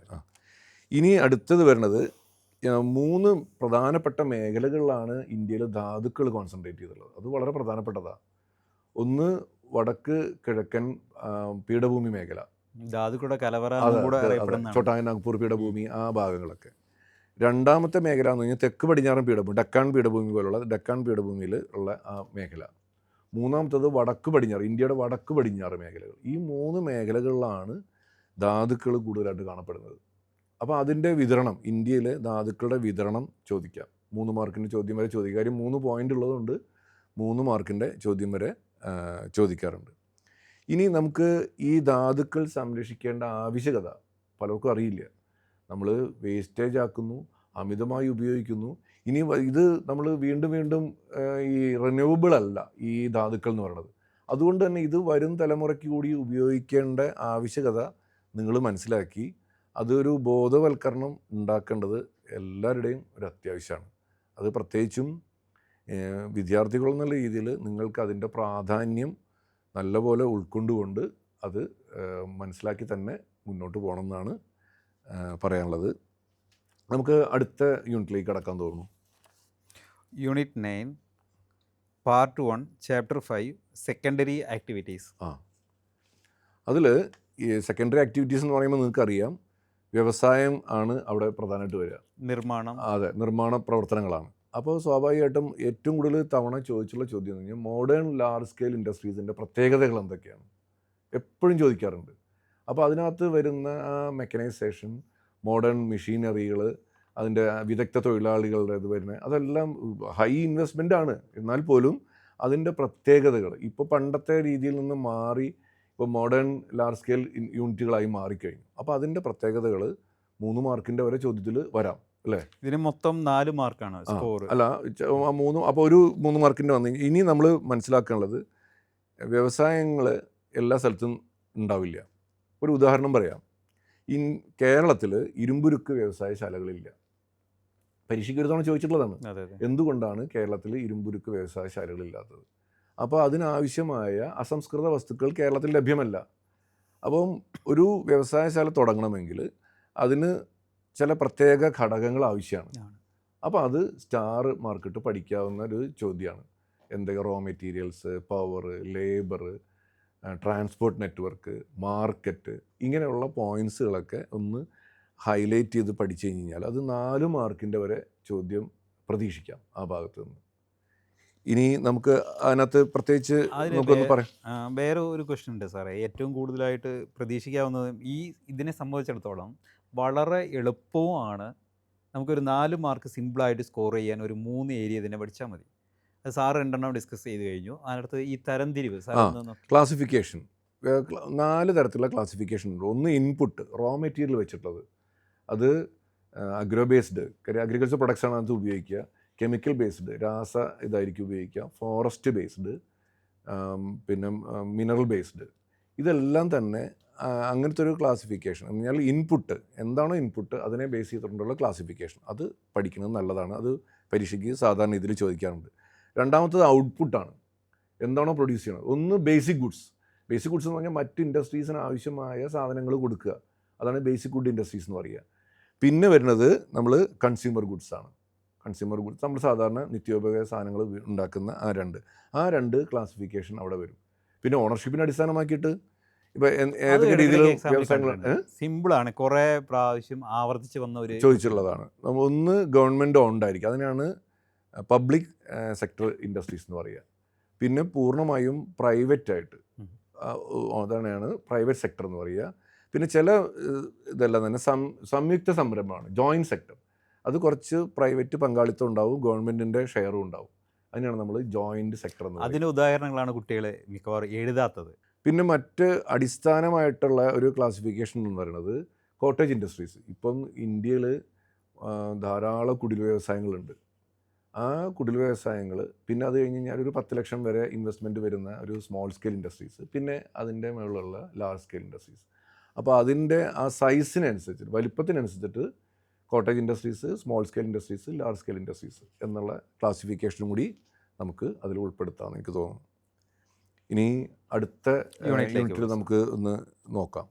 Unit 10 part 1 chapter 6 tertiary and quaternary activities. Score 2 ഉള്ളൂ. അതിൽ നിങ്ങൾ ശ്രദ്ധിക്കേണ്ടത് പ്രധാനമായിട്ടും ടെറിഷ്യറി ആക്ടിവിറ്റീസ് ഏതൊക്കെയാണെന്നുള്ളതൊന്ന് ക്ലാസിഫൈ ചെയ്ത് പഠിക്കണം നല്ലതാണ്. അതിൽ trade and commerce, transport services, telecommunication services, other services, ഇങ്ങനെ 4ആയിട്ട് ക്ലാസിഫൈ ചെയ്തിട്ടുണ്ട്. ആ ക്ലാസിഫിക്കേഷൻ ഒന്ന് പഠിച്ചാൽ തന്നെ 2 മാർക്കിനുള്ള ചോദ്യങ്ങളേ ഉണ്ടാവുള്ളൂ. അതൊന്ന് ബേസിക് ആയിട്ടുള്ളതൊന്ന് പഠിച്ചു വയ്ക്കുക. ഇനി നമുക്ക് യൂണിറ്റ് 11 നോക്കാം. Unit 11 part 1 part 2 chapter 10 transport and communication. അതിൽ എത്ര മാർക്കിൻ്റെ സ്കോർ? സ്കോർ 7 ഉണ്ട്. സ്കോർ 7 സ്കോർ വളരെ പ്രധാനപ്പെട്ടതാണ്. ഇതിൽ ശ്രദ്ധിക്കേണ്ടത് നമുക്ക് വിവിധ തരം ഗതാഗത മാർഗ്ഗങ്ങളുണ്ട്. അതിൽ കരഗതാഗതത്തിൽ 2 എണ്ണമാണ്, റോഡ്, റെയിൽ, അത് നിങ്ങൾക്ക് എല്ലാവർക്കും അറിയാം. പിന്നെ ജലഗതാഗതം, പിന്നെ വായു ഗതാഗതം, പിന്നെ ഒരു ഇതും കൂടി ഉണ്ട്, നമുക്ക് ഗ്യാസും ക്രൂഡ് ഓയിലും കൊണ്ടുപോകാൻ പറ്റുന്ന പൈപ്പ് ലൈനുകൾ. ഈ റെയിൽ, റോഡ്, ജലഗതാഗതം, വായു ഗതാഗതം, പൈപ്പ് ലൈൻ ഗതാഗതം, ഇതെല്ലാത്തിൻ്റെയും മേന്മകൾ പഠിക്കണം. നിർബന്ധമായിട്ടും പരീക്ഷയ്ക്ക് ചോദിക്കാറുണ്ട്. ഉദാഹരണം പറഞ്ഞു കഴിഞ്ഞാൽ റോഡിൻ്റെ ഒരു പ്രധാനപ്പെട്ട അഡ്വാൻറ്റേജ് അതോടെ ഹൈലൈറ്റ് ചെയ്ത് പറയേണ്ടത് ഡോർ ടു ഡോർ ഡെലിവറി. നമുക്കൊരു ട്രെയിനോ അല്ലെങ്കിൽ വിമാനമോ വീടിന് മുമ്പിൽ കൊണ്ടുപോയി നിർത്താൻ പറ്റില്ല. അപ്പോൾ ഡോർ ടു ഡോർ ഡെലിവറി വേണമെങ്കിൽ റോഡ് ഗതാഗതം തന്നെ വേണം. നേരെ മറിച്ച് വളരെ പെരിഷബിൾ ആയിട്ടുള്ള അല്ലെങ്കിൽ പെട്ടെന്ന് കേടുവരുന്ന സാധനങ്ങൾ വളരെ ദൂരത്തേക്ക് എത്തിക്കണം. അത് വ്യോമമാർഗ്ഗം നമുക്ക് കൊണ്ടുപോകാൻ പറ്റുള്ളൂ. അപ്പോൾ ഇത്തരത്തിൽ ഈ മേന്മകൾ, ഓരോ ഗതാഗതത്തിൻ്റെ മേന്മകൾ നമ്മൾ നിർബന്ധമായിട്ടും പഠിക്കണം. അത് പരീക്ഷയ്ക്ക് ചോദിക്കാറുണ്ട്. പിന്നെ റോഡുകൾ എടുക്കുകയാണെങ്കിൽ ഇൻ്റർ കോണ്ടിനെൻ്റൽ ഹൈവേസ് ഉണ്ട്. അത് പരീക്ഷയ്ക്ക് ചോദിക്കാറുണ്ട്. 3 പ്രധാനപ്പെട്ട ഹൈവേസാണ്: trans Canadian highway, pan American highway, പിന്നെ ട്രാൻസ് കോണ്ടിനെൻ്റൽ സ്റ്റുവേർട്ട് ഹൈവേ. ഈ 3 ഹൈവേകളും എപ്പോഴും നിങ്ങൾ ശ്രദ്ധിക്കേണ്ട ഒരു കാര്യം എന്ന് വെച്ച് കഴിഞ്ഞാൽ, ഇപ്പോൾ റോഡായിരുന്നാലും റെയിലായിരുന്നാലും പ്രധാനപ്പെട്ട റോഡുകൾ പഠിക്കുമ്പോൾ എവിടെ നിന്ന് ആരംഭിക്കുന്നു, എവിടെയാണ് അവസാനിക്കുന്നത്, അത് വളരെ പ്രധാനപ്പെട്ട പോയിന്റാണ്. അത് നിർബന്ധമാണ് തുടർച്ചയായിട്ട് നമ്മൾ കണ്ടുവരുന്നത്. അതെ. ചിലപ്പോൾ എടുത്ത് ചോദിക്കുക, ഇന്ന സ്ഥലം മുതൽ ഇന്ന സ്ഥലം വരെയുള്ള റോഡിൻ്റെ പേരെന്താണ്, അല്ലെങ്കിൽ റെയിലിൻ്റെ പേരെന്താണെന്ന് ചോദിച്ചു കഴിഞ്ഞാൽ നമുക്ക് എഴുതാൻ പറ്റണം. അതെ. ഇപ്പോൾ ട്രാൻസ് സൈബീരിയൻ റെയിൽവേ എന്ന് എഴുതിയിട്ടുണ്ടാകും. ഒരു സ്ഥലത്ത് വ്ളാഡിവോസ്റ്റോക്ക് ഉണ്ടാകും, മറ്റൊരു സ്ഥലത്ത് സെന്റ് പീറ്റേഴ്സ്ബർഗ് ഉണ്ടാവും. അപ്പോൾ അത് കറക്റ്റ് മാച്ച് ചെയ്ത് എഴുതുന്നത്. അടുത്ത ഈ റെയിൽവേയിൽ നമുക്ക് ട്രാൻസ് കോണ്ടിനെൻ്റൽ റെയിൽവേസ് നമുക്ക് പഠിക്കുന്നതിൽ ഈ ട്രാൻസ് കനേഡിയൻ റെയിൽവേ ഉണ്ട്, ട്രാൻസ് സൈബീരിയൻ റെയിൽവേ ഉണ്ട്, ഓസ്ട്രേലിയൻ ട്രാൻസ് കോണ്ടിനെൻ്റൽ റെയിൽവേ ഉണ്ട്, പിന്നെ നമുക്ക് വരുന്നത് ഓറിയൻ്റ് എക്സ്പ്രസ് എന്ന് പറയുന്ന ഒരു ഇതുണ്ട്, അത് യൂറോപ്പിലുള്ളതാണ്. അപ്പോൾ ഈ പ്രധാനപ്പെട്ട റെയിൽ നെറ്റ്വർക്കുകൾ നമ്മൾ പഠിക്കേണ്ടതുണ്ട്. അത് വളരെ പ്രധാനപ്പെട്ടതാണ്. ശ്രദ്ധിക്കേണ്ട കാര്യം ഒന്നുകൂടി പറയുന്നു, നമ്മൾ എവിടെ നിന്ന് ആരംഭിക്കുന്നു, എവിടെ അവസാനിക്കുന്നു, അതിന് ഇമ്പോർട്ടൻസ് ഉണ്ട്. അത് ഒന്ന് പ്രത്യേകം ശ്രദ്ധിക്കുക. പിന്നെ നമുക്ക് വരുന്നത്, അപ്പോൾ കരഗതാഗതം ഇവിടെ അവസാനിച്ചു. നമുക്ക് ജലഗതാഗതത്തിലേക്ക് പോകാം. ജലഗതാഗതം 2 എണ്ണം ഉണ്ട്. ഒന്ന് സമുദ്രഗതാഗതവും ഒന്ന് ഉൾനാടൻ ജലഗതാഗതവും. സമുദ്രഗതാഗതത്തിൽ പ്രധാനപ്പെട്ട നമുക്ക് 5 സമുദ്രപാതകൾ പഠിക്കാനുണ്ട്. അതൊന്ന് നോർത്ത് അറ്റ്ലാന്റിക് സീ റൂട്ടാണ്. അതിനൊരു മറ്റൊരു പേരും കൂടെ ഉണ്ട്, ബിഗ് ട്രങ്ക് റൂട്ട്. ഏറ്റവും കൂടുതൽ ട്രേഡ് നടക്കുന്നത് ആ പ്രദേശത്തായതുകൊണ്ടാണ് ബിഗ് ട്രങ്ക്. അതെ. അപ്പോൾ ആ ഒരു ഇത് ഹൈലൈറ്റ് ചെയ്ത് പഠിക്കുക. പിന്നെ മെഡിറ്ററേനിയൻ ഇന്ത്യൻ ഓഷൻ സീ റൂട്ടാണ് രണ്ടാമത്തത്. മൂന്നാമത്തത് നമ്മൾ നോർത്ത് പസഫിക് റൂട്ട്. അടുത്തത് സൗത്ത് പസഫിക് റൂട്ട്. പിന്നെ ഒരെണ്ണം കൂടി ഉണ്ട്, നമ്മൾ ആഫ്രിക്കയെ ചുറ്റി വരുന്ന Cape of Good Hope route. ഈ 5 പ്രധാനപ്പെട്ട സമുദ്രപാതകളും നമ്മൾ പഠിച്ചിരിക്കണം. അതേപോലെ തന്നെയാണ് ഉൾനാടൻ ജലഗതാഗതവും. അതിൽ ഓൾഗ വാട്ടർവേ, മിസിസിപ്പി വാട്ടർവേ, ഇങ്ങനെയുള്ള പ്രധാനപ്പെട്ട ഉൾനാടൻ ജലപാതകൾ, അന്താരാഷ്ട്ര ജലപാതകൾ. അതേപോലെ തന്നെയാണ് ഇന്ത്യയിലും ഉണ്ട്. ഇന്ത്യയിലെ നാഷണൽ വാട്ടർവേസ് ഇപ്പോൾ അത് 5 വികസിപ്പിച്ചിട്ടുണ്ട്, ഉൾനാടൻ ജലഗതാഗതം. അപ്പോൾ ആ നാഷണൽ വാട്ടർവേ 1, 2, 3, 4 അത് എവിടെ മുതൽ എവിടെ പറയുന്നത് നമ്മുടെ കേരളത്തിലാണ്. അതിനെക്കുറിച്ച് എക്സാമിൽ ഇടയ്ക്കിടയ്ക്ക് ചോദിക്കാം. അതെ. കോട്ടപ്പുറം മുതൽ കൊല്ലം വരെയുള്ള ജലപാത അതിങ്ങനെ എടുത്ത് ചോദിക്കാറുണ്ട്. അപ്പോൾ അതൊന്ന് നല്ലപോലെ പഠിച്ച് വെക്കുക. ഇനി നമുക്ക് വരുന്നത് കമ്മ്യൂണിക്കേഷനാണ്. ട്രാൻസ്പോർട്ട് ആൻഡ് കമ്മ്യൂണിക്കേഷനിൽ ട്രാൻസ്പോർട്ടിൻ്റെ കാര്യം മാത്രം നമ്മൾ പറഞ്ഞു. പിന്നെ പൈപ്പ് ലൈൻ നമ്മൾ വിട്ടുപോയി, ഏറ്റവും പ്രധാനപ്പെട്ടതാണ്. അതെ. പൈപ്പ് ലൈൻ എന്ന് പറയുന്നത് നമ്മൾ ഒരു എണ്ണ ഖനന പ്രദേശത്ത് നിന്ന് എണ്ണ ശുദ്ധീകരണശാലയിലേക്ക് കൊണ്ടുപോകാൻ ഏറ്റവും സേഫായിട്ടുള്ള ഒരു സംഭവമാണ് പൈപ്പ് ലൈനുകൾ. അത് ക്രൂഡ് ഓയിൽ ആയിക്കോട്ടെ, നാച്ചുറൽ ഗ്യാസ് ആയിക്കോട്ടെ, അത് രണ്ടും നമുക്ക് സേഫായിട്ട് കൊണ്ടുപോകാൻ പറ്റുന്നതാണ് പൈപ്പ് ലൈനുകൾ. അതിൽ അമേരിക്കയിൽ ഒരു പൈപ്പ് ലൈൻ ഉണ്ട്, അതിൻ്റെ പേര്, പ്രധാനപ്പെട്ട ഒരു പൈപ്പ് ലൈനിൻ്റെ പേരാണ് ബിഗ് ഇഞ്ച്. അത് പരീക്ഷയ്ക്ക് എന്താണെന്ന് ചോദിക്കാറുണ്ട്. അതൊന്ന് ഹൈലൈറ്റ് ചെയ്ത് പഠിക്കുന്നത് നല്ലതായിരിക്കും. അല്ല, ഈ പൈപ്പ് ലൈൻ്റെ കാര്യം പറഞ്ഞപ്പോഴേ, ഇപ്പോൾ ഇടയ്ക്ക് ഹൈപ്പർ ലൂപ്പ് ടെക്നോളജിയുടെ മനുഷ്യനെയും പൈപ്പിലൂടെ കടത്തിവിടാനുള്ളൊരു ശ്രമം നടത്തുന്നുണ്ട്. അതെ. അല്ല, ഇനി വളരെ ഭാവിയിൽ വൈകാതെ വന്നുകൂടെ അതെങ്ങനെ ആയിരിക്കില്ല. ഉണ്ടാവുമായിരിക്കും. ഇനി നമ്മൾ കമ്മ്യൂണിക്കേഷൻ നെറ്റ്വർക്കിലേക്ക് കിടക്കാം. കമ്മ്യൂണിക്കേഷൻ നെറ്റ്വർക്കിൽ നമ്മൾ 2 തരം കമ്മ്യൂണിക്കേഷനായിട്ട് പ്രധാനമായിട്ടുള്ളത്. ഒന്ന് മാസ് കമ്മ്യൂണിക്കേഷൻ, ഒരേ സമയത്ത് കൂടുതൽ ആൾക്കാരെ അഭിസംബോധന ചെയ്ത് സംസാരിക്കുക, അതാണ് മാസ് കമ്മ്യൂണിക്കേഷൻ. 2 പേഴ്സണൽ കമ്മ്യൂണിക്കേഷൻ, അവർ തമ്മിലുള്ള പ്രൈവറ്റ് ആയിട്ടുള്ളതാണ് ഈ പേഴ്സണൽ കമ്മ്യൂണിക്കേഷൻ എന്ന് പറയുക. അപ്പോൾ ഈ ക്ലാസിഫിക്കേഷൻ കുറേ ലിസ്റ്റ് തരും, അതിൽ നിന്ന് ഏതാണ് മാസ് കമ്മ്യൂണിക്കേഷൻ, ഏതാണ് പേഴ്സണൽ കമ്മ്യൂണിക്കേഷൻ എന്ന് ലിസ്റ്റ് ഔട്ട് ചെയ്യലാണ് പ്രധാനമായിട്ടും അതിൽ നിന്നുള്ള ചോദ്യങ്ങൾ വരിക. അതൊന്ന് ശ്രദ്ധിക്കുന്നത് നന്നായിരിക്കും. ഇനി നമുക്ക് 12ാമത്തെ യൂണിറ്റിലേക്ക് കിടക്കാം. യൂണിറ്റ് 12 പാർട്ട് 1 പാർട്ട് 2 ചാപ്റ്റർ 11 ആണ്, ചാപ്റ്റർ 9 ആണ്. International trade. അതായത് ബുക്കിൽ 2 ബുക്കിലും ഉണ്ട്. 2 ബുക്കിലും പഠിക്കാനുണ്ട്. അതിന് എത്ര സ്കോറാണ് സാറേ അതിനകത്ത് വരുന്നത്? അതിന് 5 ആണ് സാറേ സ്കോർ. 5 സ്കോർ. 2 ഭാഗത്തു നിന്ന് 5 സ്കോറുകളാണ്. അതിൽ പ്രധാനപ്പെട്ട ചോദ്യങ്ങൾ പറഞ്ഞു തരാം, അത് നമ്മളൊന്ന് ശ്രദ്ധിക്കുക. 3 തരം വ്യാപാരങ്ങളുണ്ട്: bilateral trade, multilateral trade, then free trade. Bilateral trade എന്ന് പറഞ്ഞാൽ 2 രാജ്യങ്ങൾ തമ്മിൽ പരസ്പരം ട്രേഡ് നടത്തുകയാണെങ്കിൽ അതിനാണ് ബൈലാറ്ററൽ എന്ന് പറയുക. മൾട്ടിലാറ്ററൽ എന്ന് പറഞ്ഞാൽ 1 കൂടുതൽ രാജ്യങ്ങൾ ഒരു ട്രേഡിൽ പങ്കാളിയാവുക. കാര്യം ഒരു രാജ്യത്തിൻ്റെ ആവശ്യം വേറൊരാൾക്ക് ഇല്ലെങ്കിൽ അത് പരസ്പരം കൈമാറാനുള്ളൊരു അവസരമാണ് ഈ മൾട്ടിലാറ്ററൽ ട്രേഡ് എന്നുള്ള അതിലേക്ക് വരിക. പിന്നെ 3ാമത്തത് ഫ്രീ ട്രേഡാണ്. അവിടെ തീരുവ ചുമത്താതെ ഫ്രീ ആയിട്ട്, ഇപ്പോൾ സിംഗപ്പൂർ ഒരു ഫ്രീ ട്രേഡ് നടത്തുന്ന ഒരു രാജ്യമാണ്. അതേപോലെ കുറേ രാജ്യങ്ങളുണ്ട് ഇതുപോലെ. നമുക്കവിടെ തീരുവ ചുമത്താതെ തന്നെ ട്രേഡ് നടത്താനുള്ള ഒരു സ്വാതന്ത്ര്യം കിട്ടുക. അതൊന്ന് പ്രത്യേകം ഹൈലൈറ്റ് ചെയ്ത് പഠിക്കുക. പിന്നെ നമുക്ക് ഈ ട്രേഡ് പ്രധാനമായിട്ടും നടക്കുന്നത് തുറമുഖങ്ങളിലൂടെയാണ്. കാര്യം സമുദ്രങ്ങൾ, ഈ കപ്പൽ വഴി നമുക്ക് ബൾക്കായിട്ട് നമുക്ക് സാധനങ്ങൾ കൊണ്ടുപോകാൻ പറ്റും. അപ്പോൾ അതുകൊണ്ട് തന്നെ വിവിധ തരം തുറമുഖങ്ങൾ പഠിക്കേണ്ടത് ഈ ട്രേഡുമായി ബന്ധപ്പെട്ട് നോക്കുമ്പോൾ വളരെ അത്യാവശ്യമാണ്. ആ ട്രേഡുമായി ബന്ധപ്പെട്ടിട്ട് തുറമുഖങ്ങൾക്ക് പ്രാധാന്യം ഉള്ളതുകൊണ്ട് തന്നെ വിവിധ തരം തുറമുഖങ്ങളെക്കുറിച്ച് പരീക്ഷയ്ക്ക് ചോദിക്കാറുണ്ട്. ഇപ്പോൾ കഴിഞ്ഞ ക്രിസ്മസ് പരീക്ഷയ്ക്ക് ചോദിച്ചതാണ് ലൊക്കേഷനെ ബേസ് ചെയ്തുകൊണ്ട് ചോദിക്കുക, ഇൻലാൻഡും ഔട്ട് പോർട്ട് അങ്ങനെയൊക്കെ ഉള്ളത്. അപ്പോൾ ലൊക്കേഷനെ പോലെ തന്നെ മറ്റൊന്നാണ് പ്രധാനപ്പെട്ട ഫങ്ഷൻ. ആ പോർട്ട് എന്താണ് കൈകാര്യം ചെയ്യുന്നത്? ഓയിലാണോ? അത് ഓയിൽ പോർട്ട്. പിന്നെ ഡിഫൻസ് പർപ്പസ്, നേവിയുടെ അതുമായി ബന്ധപ്പെട്ടതാണോ? അപ്പോൾ നേവൽ പോർട്ട്. ഇങ്ങനെ അതുമായി പിന്നെ എന്താ പറയുക, പോർട്ട് ഓഫ് കോൾ, ഈ മെയിൻ്റനൻസ് ഒക്കെ നടത്തുക, ഡീസൽ അല്ലെങ്കിൽ അവർക്ക് ആവശ്യമായ ഇന്ധനങ്ങൾ നിറച്ചു കൊടുക്കുക, സർവീസ് എന്തെങ്കിലും ഉണ്ടെങ്കിൽ അത് ചെയ്തു കൊടുക്കുക.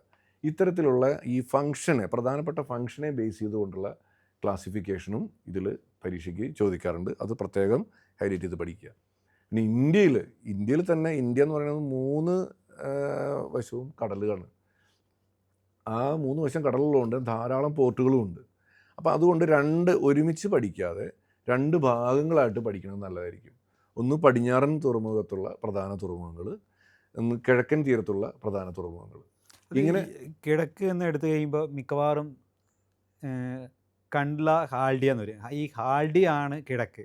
പല കുട്ടികളും മാപ്പിൽ വരയ്ക്കാൻ കൊടുക്കുമ്പോഴും തെറ്റിച്ച് അപ്പോൾ കണ്ട്ല ഗുജറാത്താണ്, ഹാൽഡിയ വെസ്റ്റ് ബംഗാളിലാണ്. പിന്നെ പാരദ്വീപ്, ചെന്നൈ, അതൊക്കെ കിഴക്കാണ്. അപ്പോൾ ഇതിങ്ങനെ തിരിച്ചറിഞ്ഞു. അപ്പോൾ അത് ഈ കിഴക്കൻ തീരത്തുള്ളതും പടിഞ്ഞാറൻ തീരത്തുള്ളതും കൃത്യമായിട്ട് അത് മനസ്സിലാക്കി തന്നെ പഠിക്കണം, അല്ലെങ്കിൽ അത് തെറ്റിപ്പോകാനുള്ള സാധ്യതകളുണ്ട്. കൊച്ചി നമുക്കറിയാം പടിഞ്ഞാറൻ തീരത്താണ്, പക്ഷെ അതുപോലെ ചില പേരുകൾ കിഴക്കാണോ പടിഞ്ഞാറാണോ എന്നുള്ള, ഇപ്പോൾ മാപ്പ്, ഈ തുറമുഖങ്ങൾ പഠിക്കാനുള്ള ഗുണം എന്ന് പറഞ്ഞു കഴിഞ്ഞാൽ മാപ്പിൽ ചോദിക്കാം. ലാൻഡ് ലോക്ക്ഡ് പോർട്ട് അല്ലെങ്കിൽ മനുഷ്യനിർമ്മിതമായിട്ടുള്ളത്, ഈ ഇന്ത്യയിലെ പ്രധാനപ്പെട്ട അല്ലെങ്കിൽ ഏറ്റവും ഇപ്പോഴും ആദ്യത്തേതെന്ന് വിശ്വസിക്കുന്ന മനുഷ്യനിർമ്മിത തുറമുഖമാണ് ചെന്നൈ. പലർക്കും അറിയില്ല. അത് മാപ്പ് ചോദ്യത്തിൽ വരാം, ചിലപ്പോൾ 1 വേർഡിൽ ചോദിച്ചുകൂടായില്ല. ലാൻഡ് ലോക്ക്ഡ് പോർട്ട് വിശാഖപട്ടണം ഉണ്ട്. അതെ. പിന്നെ ഇരുമ്പുരുക്ക് വ്യവസായം അടുത്ത് സ്ഥിതി ചെയ്യുന്ന ഒരു പോർട്ടും അത് ഇടയ്ക്ക് എക്സാമിന് ചോദിച്ചു. അതെ. അത്തരത്തിലുള്ള ചോദ്യങ്ങൾ നിങ്ങൾക്ക് പ്രതീക്ഷിക്കാം. ഇനി നമുക്ക് ലാസ്റ്റ് യൂണിറ്റിലേക്ക് നമുക്ക് കടക്കാം. Unit 13 part 2 chapter 6 planning and sustainable development in Indian context. 2 മാർക്കിൻ്റെ ചോദ്യമുള്ളൂ അല്ലേ? അത്രേ ഉള്ളൂ അതിനകത്ത് സാർ, 2 രണ്ടേ മാർക്കിൻ്റെ ഉള്ളൂ. ചോദ്യം കാര്യമായിട്ടൊന്നും വരുന്നില്ല. അതിൽ പ്രധാനമായിട്ട് ശ്രദ്ധിക്കേണ്ടത് സെക്ടറൽ പ്ലാനിങ്ങും റീജിയണൽ പ്ലാനിങ്ങും. സെക്ടർ എന്ന് പറയുമ്പോൾ ഒരു സെക്ടറിന് മാത്രം കോൺസെൻട്രേറ്റ് ചെയ്യുക. ഇപ്പോൾ അഗ്രികൾച്ചർ അല്ലെങ്കിൽ ഇൻഡസ്ട്രീസ്, ഇങ്ങനെ ഒരു സെക്ടറിനെ മാത്രം കോൺസെൻട്രേറ്റ് ചെയ്തുള്ള പ്ലാനിങ്ങിനാണ് നമ്മൾ സെക്ടറൽ പ്ലാനിങ് എന്ന് പറയുക. നേരെ മറിച്ച് റീജിയണൽ പ്ലാനിങ് എന്ന് പറയുമ്പോൾ ഒരു പ്രദേശം എടുത്തിട്ട് അതിലെ എല്ലാ ആസ്പെക്ട്സും ജോഗ്രഫിക്കൽ ആസ്പെക്ട്സും കൺസിഡർ ചെയ്തുകൊണ്ടുള്ള പ്ലാനിങ്ങിനെയാണ് നമ്മൾ റീജിയണൽ പ്ലാനിങ് എന്ന് പറയുക. ആ ഒരു ഡിസ്ക്രിമിനേഷനാണ് സാധാരണ ചോദിക്കാറ്. അതിൻ്റെ എക്സാമ്പിളുകൾ വളരെ പ്രധാനപ്പെട്ടതാണ്. എക്സാമ്പിളുകൾ അതുകൂടി ഒന്ന് വെച്ചുകൊണ്ട് തന്നെ അത് നോക്കി പഠിക്കാം. അതെ പഠിക്കുക. പിന്നെ ഈ 2 മാർക്ക് 1 മാർക്ക് സ്കോറുള്ള എല്ലാ ചാപ്റ്ററുകൾക്കും ഒരു പോസിറ്റീവ് ഉണ്ട്. അവർ വളരെ സിമ്പിളായിട്ടുള്ള ഡെഫിനീഷൻസ്, ക്ലാസിഫിക്കേഷൻസ് ആ ഹെഡിങ്ങിൽ നിന്നാണ് ചോദ്യം ചോദിക്കുക. അതെ. പിന്നെ ശ്രദ്ധിക്കേണ്ട, നമ്മൾ സാധാരണ ചോദ്യങ്ങളിൽ നിന്ന് വ്യത്യസ്തമായിട്ട് ശ്രദ്ധിക്കേണ്ട കുറച്ച് ഷോർട്ട് ക്വസ്റ്റ്യൻസ് ഉണ്ട് 2 മാർക്കിന് ചോദിക്കാവുന്നത്. ഒന്ന് കമ്മ്യൂട്ടേഷൻ എന്ന് പറഞ്ഞാൽ കുട്ടികൾക്ക് പലർക്കും എടുത്ത് പെട്ടെന്ന് ഈ പറയുമെന്ന് എനിക്കറിയില്ല. ഡെയിലി ഒരു സ്ഥലത്തേക്ക് യാത്ര ചെയ്ത് ജോലി ചെയ്യാൻ പോവുക, തിരിച്ചു വൈകുന്നേരം തന്നെ വീട്ടിലേക്ക് വരിക. അത് ഈ കുടിയേറ്റം എന്ന് പറയുന്ന ഈ മൈഗ്രേഷൻ്റെ ഒരു ഭാഗമാണ്. ഡെയിലി മൈഗ്രേഷൻ എന്ന് വേണമെങ്കിൽ പറയാം. അതിനെയാണ് നമ്മൾ കമ്മ്യൂട്ടേഷൻ എന്ന് പറയുക. അതൊന്ന് പ്രത്യേകം ശ്രദ്ധിച്ച് പഠിക്കുക. പിന്നെ പാർട്ടിസിപ്പേഷൻ റേറ്റ്, ഒരു ജനതയിൽ എത്ര പേര് തൊഴിൽ ചെയ്യുന്നുണ്ട് അതിൻ്റെ റേറ്റിനെയാണ് നമ്മൾ പാർട്ടിസിപ്പേഷൻ റേറ്റ് എന്ന് പറയുക. അത് പലർക്കും അറിയില്ല. പാർട്ടിസിപ്പേഷൻ റേറ്റ് എന്ന് പറഞ്ഞു കഴിഞ്ഞാൽ എന്താണെന്നുള്ളത് കുട്ടികൾക്ക് വ്യക്തമായ ധാരണയില്ല. പിന്നെ മെഡിറ്ററേനിയൻ കൃഷിയെക്കുറിച്ച് പറഞ്ഞു. അതിന് മുന്തിരി സ്പെഷ്യലൈസ് ചെയ്ത് ഉള്ള ഒരു ഏരിയ ആയതുകൊണ്ട് അതിന് വിറ്റിക്കൾച്ചർ, മുന്തിരി കൃഷിയെ വിറ്റിക്കൾച്ചർ. അപ്പോൾ എന്താണ് വിറ്റിക്കൾച്ചർ എന്ന് ചിലപ്പോൾ പരീക്ഷയ്ക്ക് ചോദിക്കാം. അപ്പോൾ അത് ഈ 2 മാർക്കിൻ്റെ ചോദ്യങ്ങളാണ് വരിക കേട്ടോ ഇതൊക്കെ. പിന്നെ ട്രക്ക് ഫാമിങ്, പച്ചക്കറി അങ്ങനെയുള്ള സാധനങ്ങളൊക്കെ നമ്മൾ ഈ ഒരു മാർക്കറ്റ് ഓറിയൻറ്റഡ് ആയിട്ടുള്ള പ്രത്യേകിച്ച് ഏതെങ്കിലും ഒരു സിറ്റിക്ക് പുറമേ ഉള്ള പ്രദേശങ്ങളെ കൃഷി ചെയ്തിട്ട് അത് സിറ്റിയിലേക്ക് കൊണ്ടുപോയി വിൽക്കാൻ വേണ്ടി മാത്രമുള്ള ഒരു സംവിധാനം. അതിനാണ് ട്രക്ക് ഫാമിംഗ് എന്ന് പറയുക. പിന്നെ ഡിജിറ്റൽ ഡിവൈഡ്, കാര്യം ഡെവലപ്ഡ് കൺട്രീസും ഡെവലപ്പിംഗ് കൺട്രീസും തമ്മിൽ ഈ ടെക്നോളജിക്കൽ ഡെവലപ്മെൻറ്റിലും അതിൻ്റെ നെറ്റ്വർക്കിലും ഒക്കെ വ്യത്യാസമുണ്ട്. അതിനായിട്ട് പറയുകയാണെങ്കിൽ ഇൻ്റർനെറ്റിൻ്റെയും ഉപയോഗത്തിൻ്റെ അതെ ഉപയോഗമില്ലാത്ത സ്ഥലങ്ങളും വേർതിരിക്കുന്ന ഒരു ഡിജിറ്റൽ ഡിവൈഡ് എന്ന് പറയുക. പിന്നെ ഉള്ളതാണ് ഔട്ട്സോഴ്സിങ്. അപ്പോൾ അത് സാധാരണ ഇപ്പോൾ എല്ലാ സ്ഥലത്തും നടക്കുന്നൊരു സംഭവമാണ്. സ്വന്തമായിട്ട് ചെയ്യാതെ വർക്കുകൾ മറ്റു കമ്പനികളിൽ കൊടുത്ത് വർക്ക് ചെയ്ത് അത് തിരിച്ച് പ്രതിഫലത്തോടു കൂടി അത് തിരിച്ചു വാങ്ങുന്ന ഒരു രീതി, അതിനെയാണ് ഔട്ട്സോഴ്സിങ്. അത് എല്ലാവർക്കും അറിയാം. പിന്നെ ഐസോക്രോൺ ലൈൻ, അത് ഒരു പ്രധാനപ്പെട്ട ചോദ്യമാണ്. പിന്നെ ഉള്ളത് ബിഗ് ട്രങ്ക് റൂട്ട് നമ്മൾ സൂചിപ്പിച്ചു. അപ്പോൾ ഇത്രയും കാര്യങ്ങളാണ് നമുക്ക്. വേറെ എന്തെങ്കിലും വിട്ടുപോയിട്ടുണ്ട് സാറേ? നമുക്ക് എന്തെങ്കിലും ഇനി എന്തെങ്കിലും പറയേണ്ടതുണ്ടോ? കുട്ടികൾക്കായിട്ട് പൊതുവായിട്ട് എന്തെങ്കിലും നിർദ്ദേശങ്ങൾ കൊടുക്കേണ്ടതുണ്ടോ? പൊതുവായിട്ട് നിർദ്ദേശങ്ങൾ എന്ന് പറഞ്ഞു കഴിഞ്ഞാൽ, നിങ്ങളിത് ഒരു ഭാരമായിട്ട് കാണാതെ ഒരു പഠനത്തിനെ ഒരു രസകരമായ അനുഭവമായിട്ട് മാറ്റാൻ വേണ്ടി ദിവസവും ഓരോ സെക്ഷനായിട്ട് തിരിച്ച് വളരെ വ്യക്തമായിട്ട് ഈ പറയുന്ന ചോദ്യങ്ങൾ, ഈ പറയുന്ന ഏരിയകളൊക്കെ നന്നായിട്ടങ്ങ് പഠിക്കുക. ഇതിലിപ്പോൾ നമ്മൾ ഒരു ഇതെല്ലാം കവർ ചെയ്തിട്ടുണ്ടെന്നാണ് വിശ്വാസം അല്ലേ സാറേ? നമ്മളെല്ലാം ചെക്ക് ചെയ്തിട്ടുണ്ട്. അപ്പോൾ ഈ പാർട്ട് 1ഉം പാർട്ട് 2 എന്നുള്ളത് കൺഫ്യൂഷൻ വേണ്ട. പാർട്ട് 1 എന്നുള്ളത് 1ാമത്തെ പാഠപുസ്തകമാണ്, പാർട്ട് 2 എന്നുള്ള 2ാമത്തെ പാഠപുസ്തകമാണ്. അപ്പോൾ നമ്മൾ ആ ചോദ്യങ്ങൾ നിങ്ങൾ വീണ്ടും ആവർത്തിച്ചത് കേൾക്കുമ്പോൾ നിങ്ങൾക്കത് ബോധ്യമാവും. അത് കൃത്യമായി പഠിക്കുക, നല്ലപോലെ കോൺഫിഡൻ്റ് ആയിട്ട് പരീക്ഷ എഴുതുക. ഞാൻ ആദ്യം സൂചിപ്പിച്ചു, കൂൾ ഓഫ് ടൈം നിങ്ങൾ ഉറങ്ങാനുള്ള സമയമല്ല. ഞാൻ തമാശയ്ക്ക് ക്ലാസ്സിൽ പറയാറുണ്ട്, ഇത് ഉറങ്ങാനുള്ള സമയമല്ല എന്ന്. കൂൾ ഓഫ് ടൈം എന്ന് പറഞ്ഞു കഴിഞ്ഞാൽ ചിലർ ഭയങ്കര റിലാക്സ്ഡ് പുസ്തകം വായിക്കുക പോലും ഇല്ല. അപ്പോൾ അതിന് പകരം നിങ്ങൾ അത് ആ ഒരു 15 മിനിറ്റ് വളരെ എഫക്റ്റീവായിട്ട് ഉപയോഗിച്ച് കഴിഞ്ഞാൽ കൂടുതൽ ക്വസ്റ്റ്യൻസ്, നമ്മളിപ്പോൾ 8 ചോദ്യം എഴുതണമെങ്കിൽ ചിലപ്പോൾ 9 10 എഴുതേണ്ടി വരും. എന്തെങ്കിലും കാരണവശാൽ ഒരെണ്ണത്തിൽ മാർക്ക് കുറഞ്ഞാലും അതിൽ ഏറ്റവും കൂടുതൽ മാർക്കുള്ള 8 എണ്ണമാണ് പരിഗണിക്കുക, ബെസ്റ്റ് ഓഫ് 8 എന്നുള്ള രീതിയിൽ. ഇപ്പോൾ 9 10 ചോദ്യം നമുക്ക് അറ്റൻഡ് ചെയ്യാൻ പറ്റി. അങ്ങനെയെങ്കിൽ അതിൽ മാർക്ക് കൂടുതലുള്ള ഏറ്റവും നല്ല മാർക്കുള്ള 8 എണ്ണമാണ് നമ്മൾ പരിഗണിക്കുക പരിഗണിക്കുക സ്കോർ ടോട്ടൽ ചെയ്യുമ്പോൾ. അതേപോലെ തന്നെയാണ് മറ്റു എല്ലാ സെഷനുകളും. അപ്പോൾ കൂടുതൽ മാർക്ക് സ്കോർ ചെയ്യണമെങ്കിൽ നിങ്ങൾക്ക് കൂടുതൽ സമയം എന്താ പറയുക ഈ പ്ലാനിങ്ങിന് വേണ്ടിയിട്ട് ഈ 15 മിനിറ്റ് നമ്മൾ എടുത്തിട്ട് ഏറ്റവും നല്ല രീതിയിൽ എഴുതാൻ പറ്റുന്നത് ആദ്യം എഴുതുക. പിന്നീട് അതിൻ്റെ ഈ ബുദ്ധിമുട്ടനുസരിച്ചിട്ട് കുറച്ച് പരമാവധി ക്വസ്റ്റ്യൻസ് അറ്റൻഡ് ചെയ്യുക, നല്ല വിജയം കൊയ്യുക. സാർ അതുപോലെ മാപ്പ് ക്വസ്റ്റ്യൻ ഉണ്ടല്ലോ, ഇപ്പോൾ അത് ചോയ്സാണ്. എന്നാലും അതിൽ പ്രധാനമായിട്ട് കുറേ വശങ്ങൾ ആവർത്തിച്ച് ചോദിച്ച 1-2 കാര്യങ്ങൾ നമുക്ക് ഡിസ്കസ് ചെയ്യാമല്ലോ. അത് ഇപ്പോൾ നമ്മൾ സാധാരണ ചോദിക്കാറുള്ളത് തുറമുഖങ്ങളിൽ ഒരെണ്ണം ചോദിക്കാൻ സാധ്യതയുണ്ട്. അല്ല, ഇന്ത്യയിൽ കൂടെ കടന്നു പോകുന്ന പ്രധാന അക്ഷാംശ രേഖ അത് പണ്ട് ചോദിച്ചിട്ടുണ്ട്. ഇപ്പോൾ ഇതിൽ സെക്കൻഡ് ഇയർ ആണല്ലോ സെക്കൻഡ് ഇയറിൽ വരുന്നത് നമുക്ക് മറ്റേ ഈ ഇതാണ്. ബറൂണി എന്ന് പറയുന്ന ഒരു ഓയിൽ ശുദ്ധീകരിക്കുന്ന സ്ഥലം ബീഹാറിൽ, അത് ഇടയ്ക്ക് അതെ repeat അതെ ഉണ്ട്. അതെ. പിന്നെ ജാർഖണ്ഡിലെ ഇന്ത്യയിലെ ജറിയ ഗോൾഡ് ഫീൽഡും മറ്റേ ആ, സിംഗ്ബോം ഡിസ്ട്രിക്ട് അങ്ങനെയൊക്കെ പറഞ്ഞിട്ട് അതെ, കുറച്ച് മുംബൈ ഹൈ പ്രധാനപ്പെട്ട എണ്ണ മുംബൈ കനിയായ ഹൈ മുംബൈ ഹൈ പെട്രോൾ. ചോദിക്കാം. ഇന്ത്യയിലെ സ്വർണ്ണഖനി കോളാറ് അത് ചോദിക്കാം. നെയ്വേലി ഇടയ്ക്കിടയ്ക്ക് നെയ്വേലി ചോദിക്കാറുണ്ട്. ലിഗ്നൈറ്റ്. തമിഴ്നാടിന്റെ തീരപ്രദേശത്ത് മധ്യഭാഗത്തായി മാർക്ക് ചെയ്താൽ മതി. അതെ. ഇങ്ങനെ പ്രധാനപ്പെട്ട ഈ ഡിസ്ട്രിബ്യൂഷൻ അത് ഈ ഇരുമ്പ് അയിരാവാം അല്ലെങ്കിൽ കോപ്പർ ആവാം, എല്ലാത്തിൻ്റെയും മിനറൽ മൈൻസ് അല്ലെങ്കിൽ ഖനികൾ ഒന്ന് പ്രത്യേകമായിട്ട് നോക്കി വയ്ക്കുക. പിന്നെ വ്യവസായശാലകൾ, പ്രധാനപ്പെട്ട വ്യവസായശാലകൾ നോക്കി വയ്ക്കാം. പിന്നെ തുറമുഖങ്ങൾ നോക്കി വയ്ക്കാം മാർക്ക് ചെയ്യാനായിട്ട്. ഇതിൽ ഈ എയർപോർട്ടുകൾ ഒരു തവണ ചോദിച്ചിട്ടുണ്ട്. ഇൻ്റർനാഷണൽ എയർപോർട്ടുകൾ, അന്താരാഷ്ട്ര വിമാനത്താവളങ്ങൾ ചോദിച്ചിട്ടുണ്ട്. IT പാർക്കുകൾ. IT പാർക്കുകൾ, അത്തരത്തിലുള്ള കാര്യങ്ങളൊക്കെ നോക്കി കഴിഞ്ഞാൽ നിങ്ങൾക്ക് ഫുള്ളായിട്ട് നിങ്ങൾക്ക് മറ്റേ മാപ്പിൽ ഈ 4 ചോദ്യങ്ങളുണ്ടാവും. 4 ചോദ്യവും എഴുതി നിങ്ങൾക്ക് ആൻസർ ചെയ്യാൻ പറ്റും, അല്ലേ സാറേ? അതെ സാറേ, ഇപ്പോൾ മാപ്പ് ടഫാണെന്നാണ് ഒരു ധാരണയുള്ളത്. നമ്മൾ അത് കുറച്ച് പ്രിപ്പയർ ചെയ്ത് കഴിഞ്ഞാൽ അവിടെ പോയി നോക്കുമ്പോൾ അത് നേരെ വിപരീതമായിരിക്കും. നമുക്ക് ഒരു മാർക്ക് അതിൽ നിന്നും കുറച്ച് കിട്ടാനുള്ള സാധ്യതയുണ്ട്. അതെ അതെ അതെ. അപ്പോൾ എല്ലാവർക്കും നല്ല രീതിയിൽ പരീക്ഷ എഴുതാൻ കഴിയട്ടെ എന്ന് ആശംസിക്കുന്നു. നമസ്കാരം. നമസ്കാരം.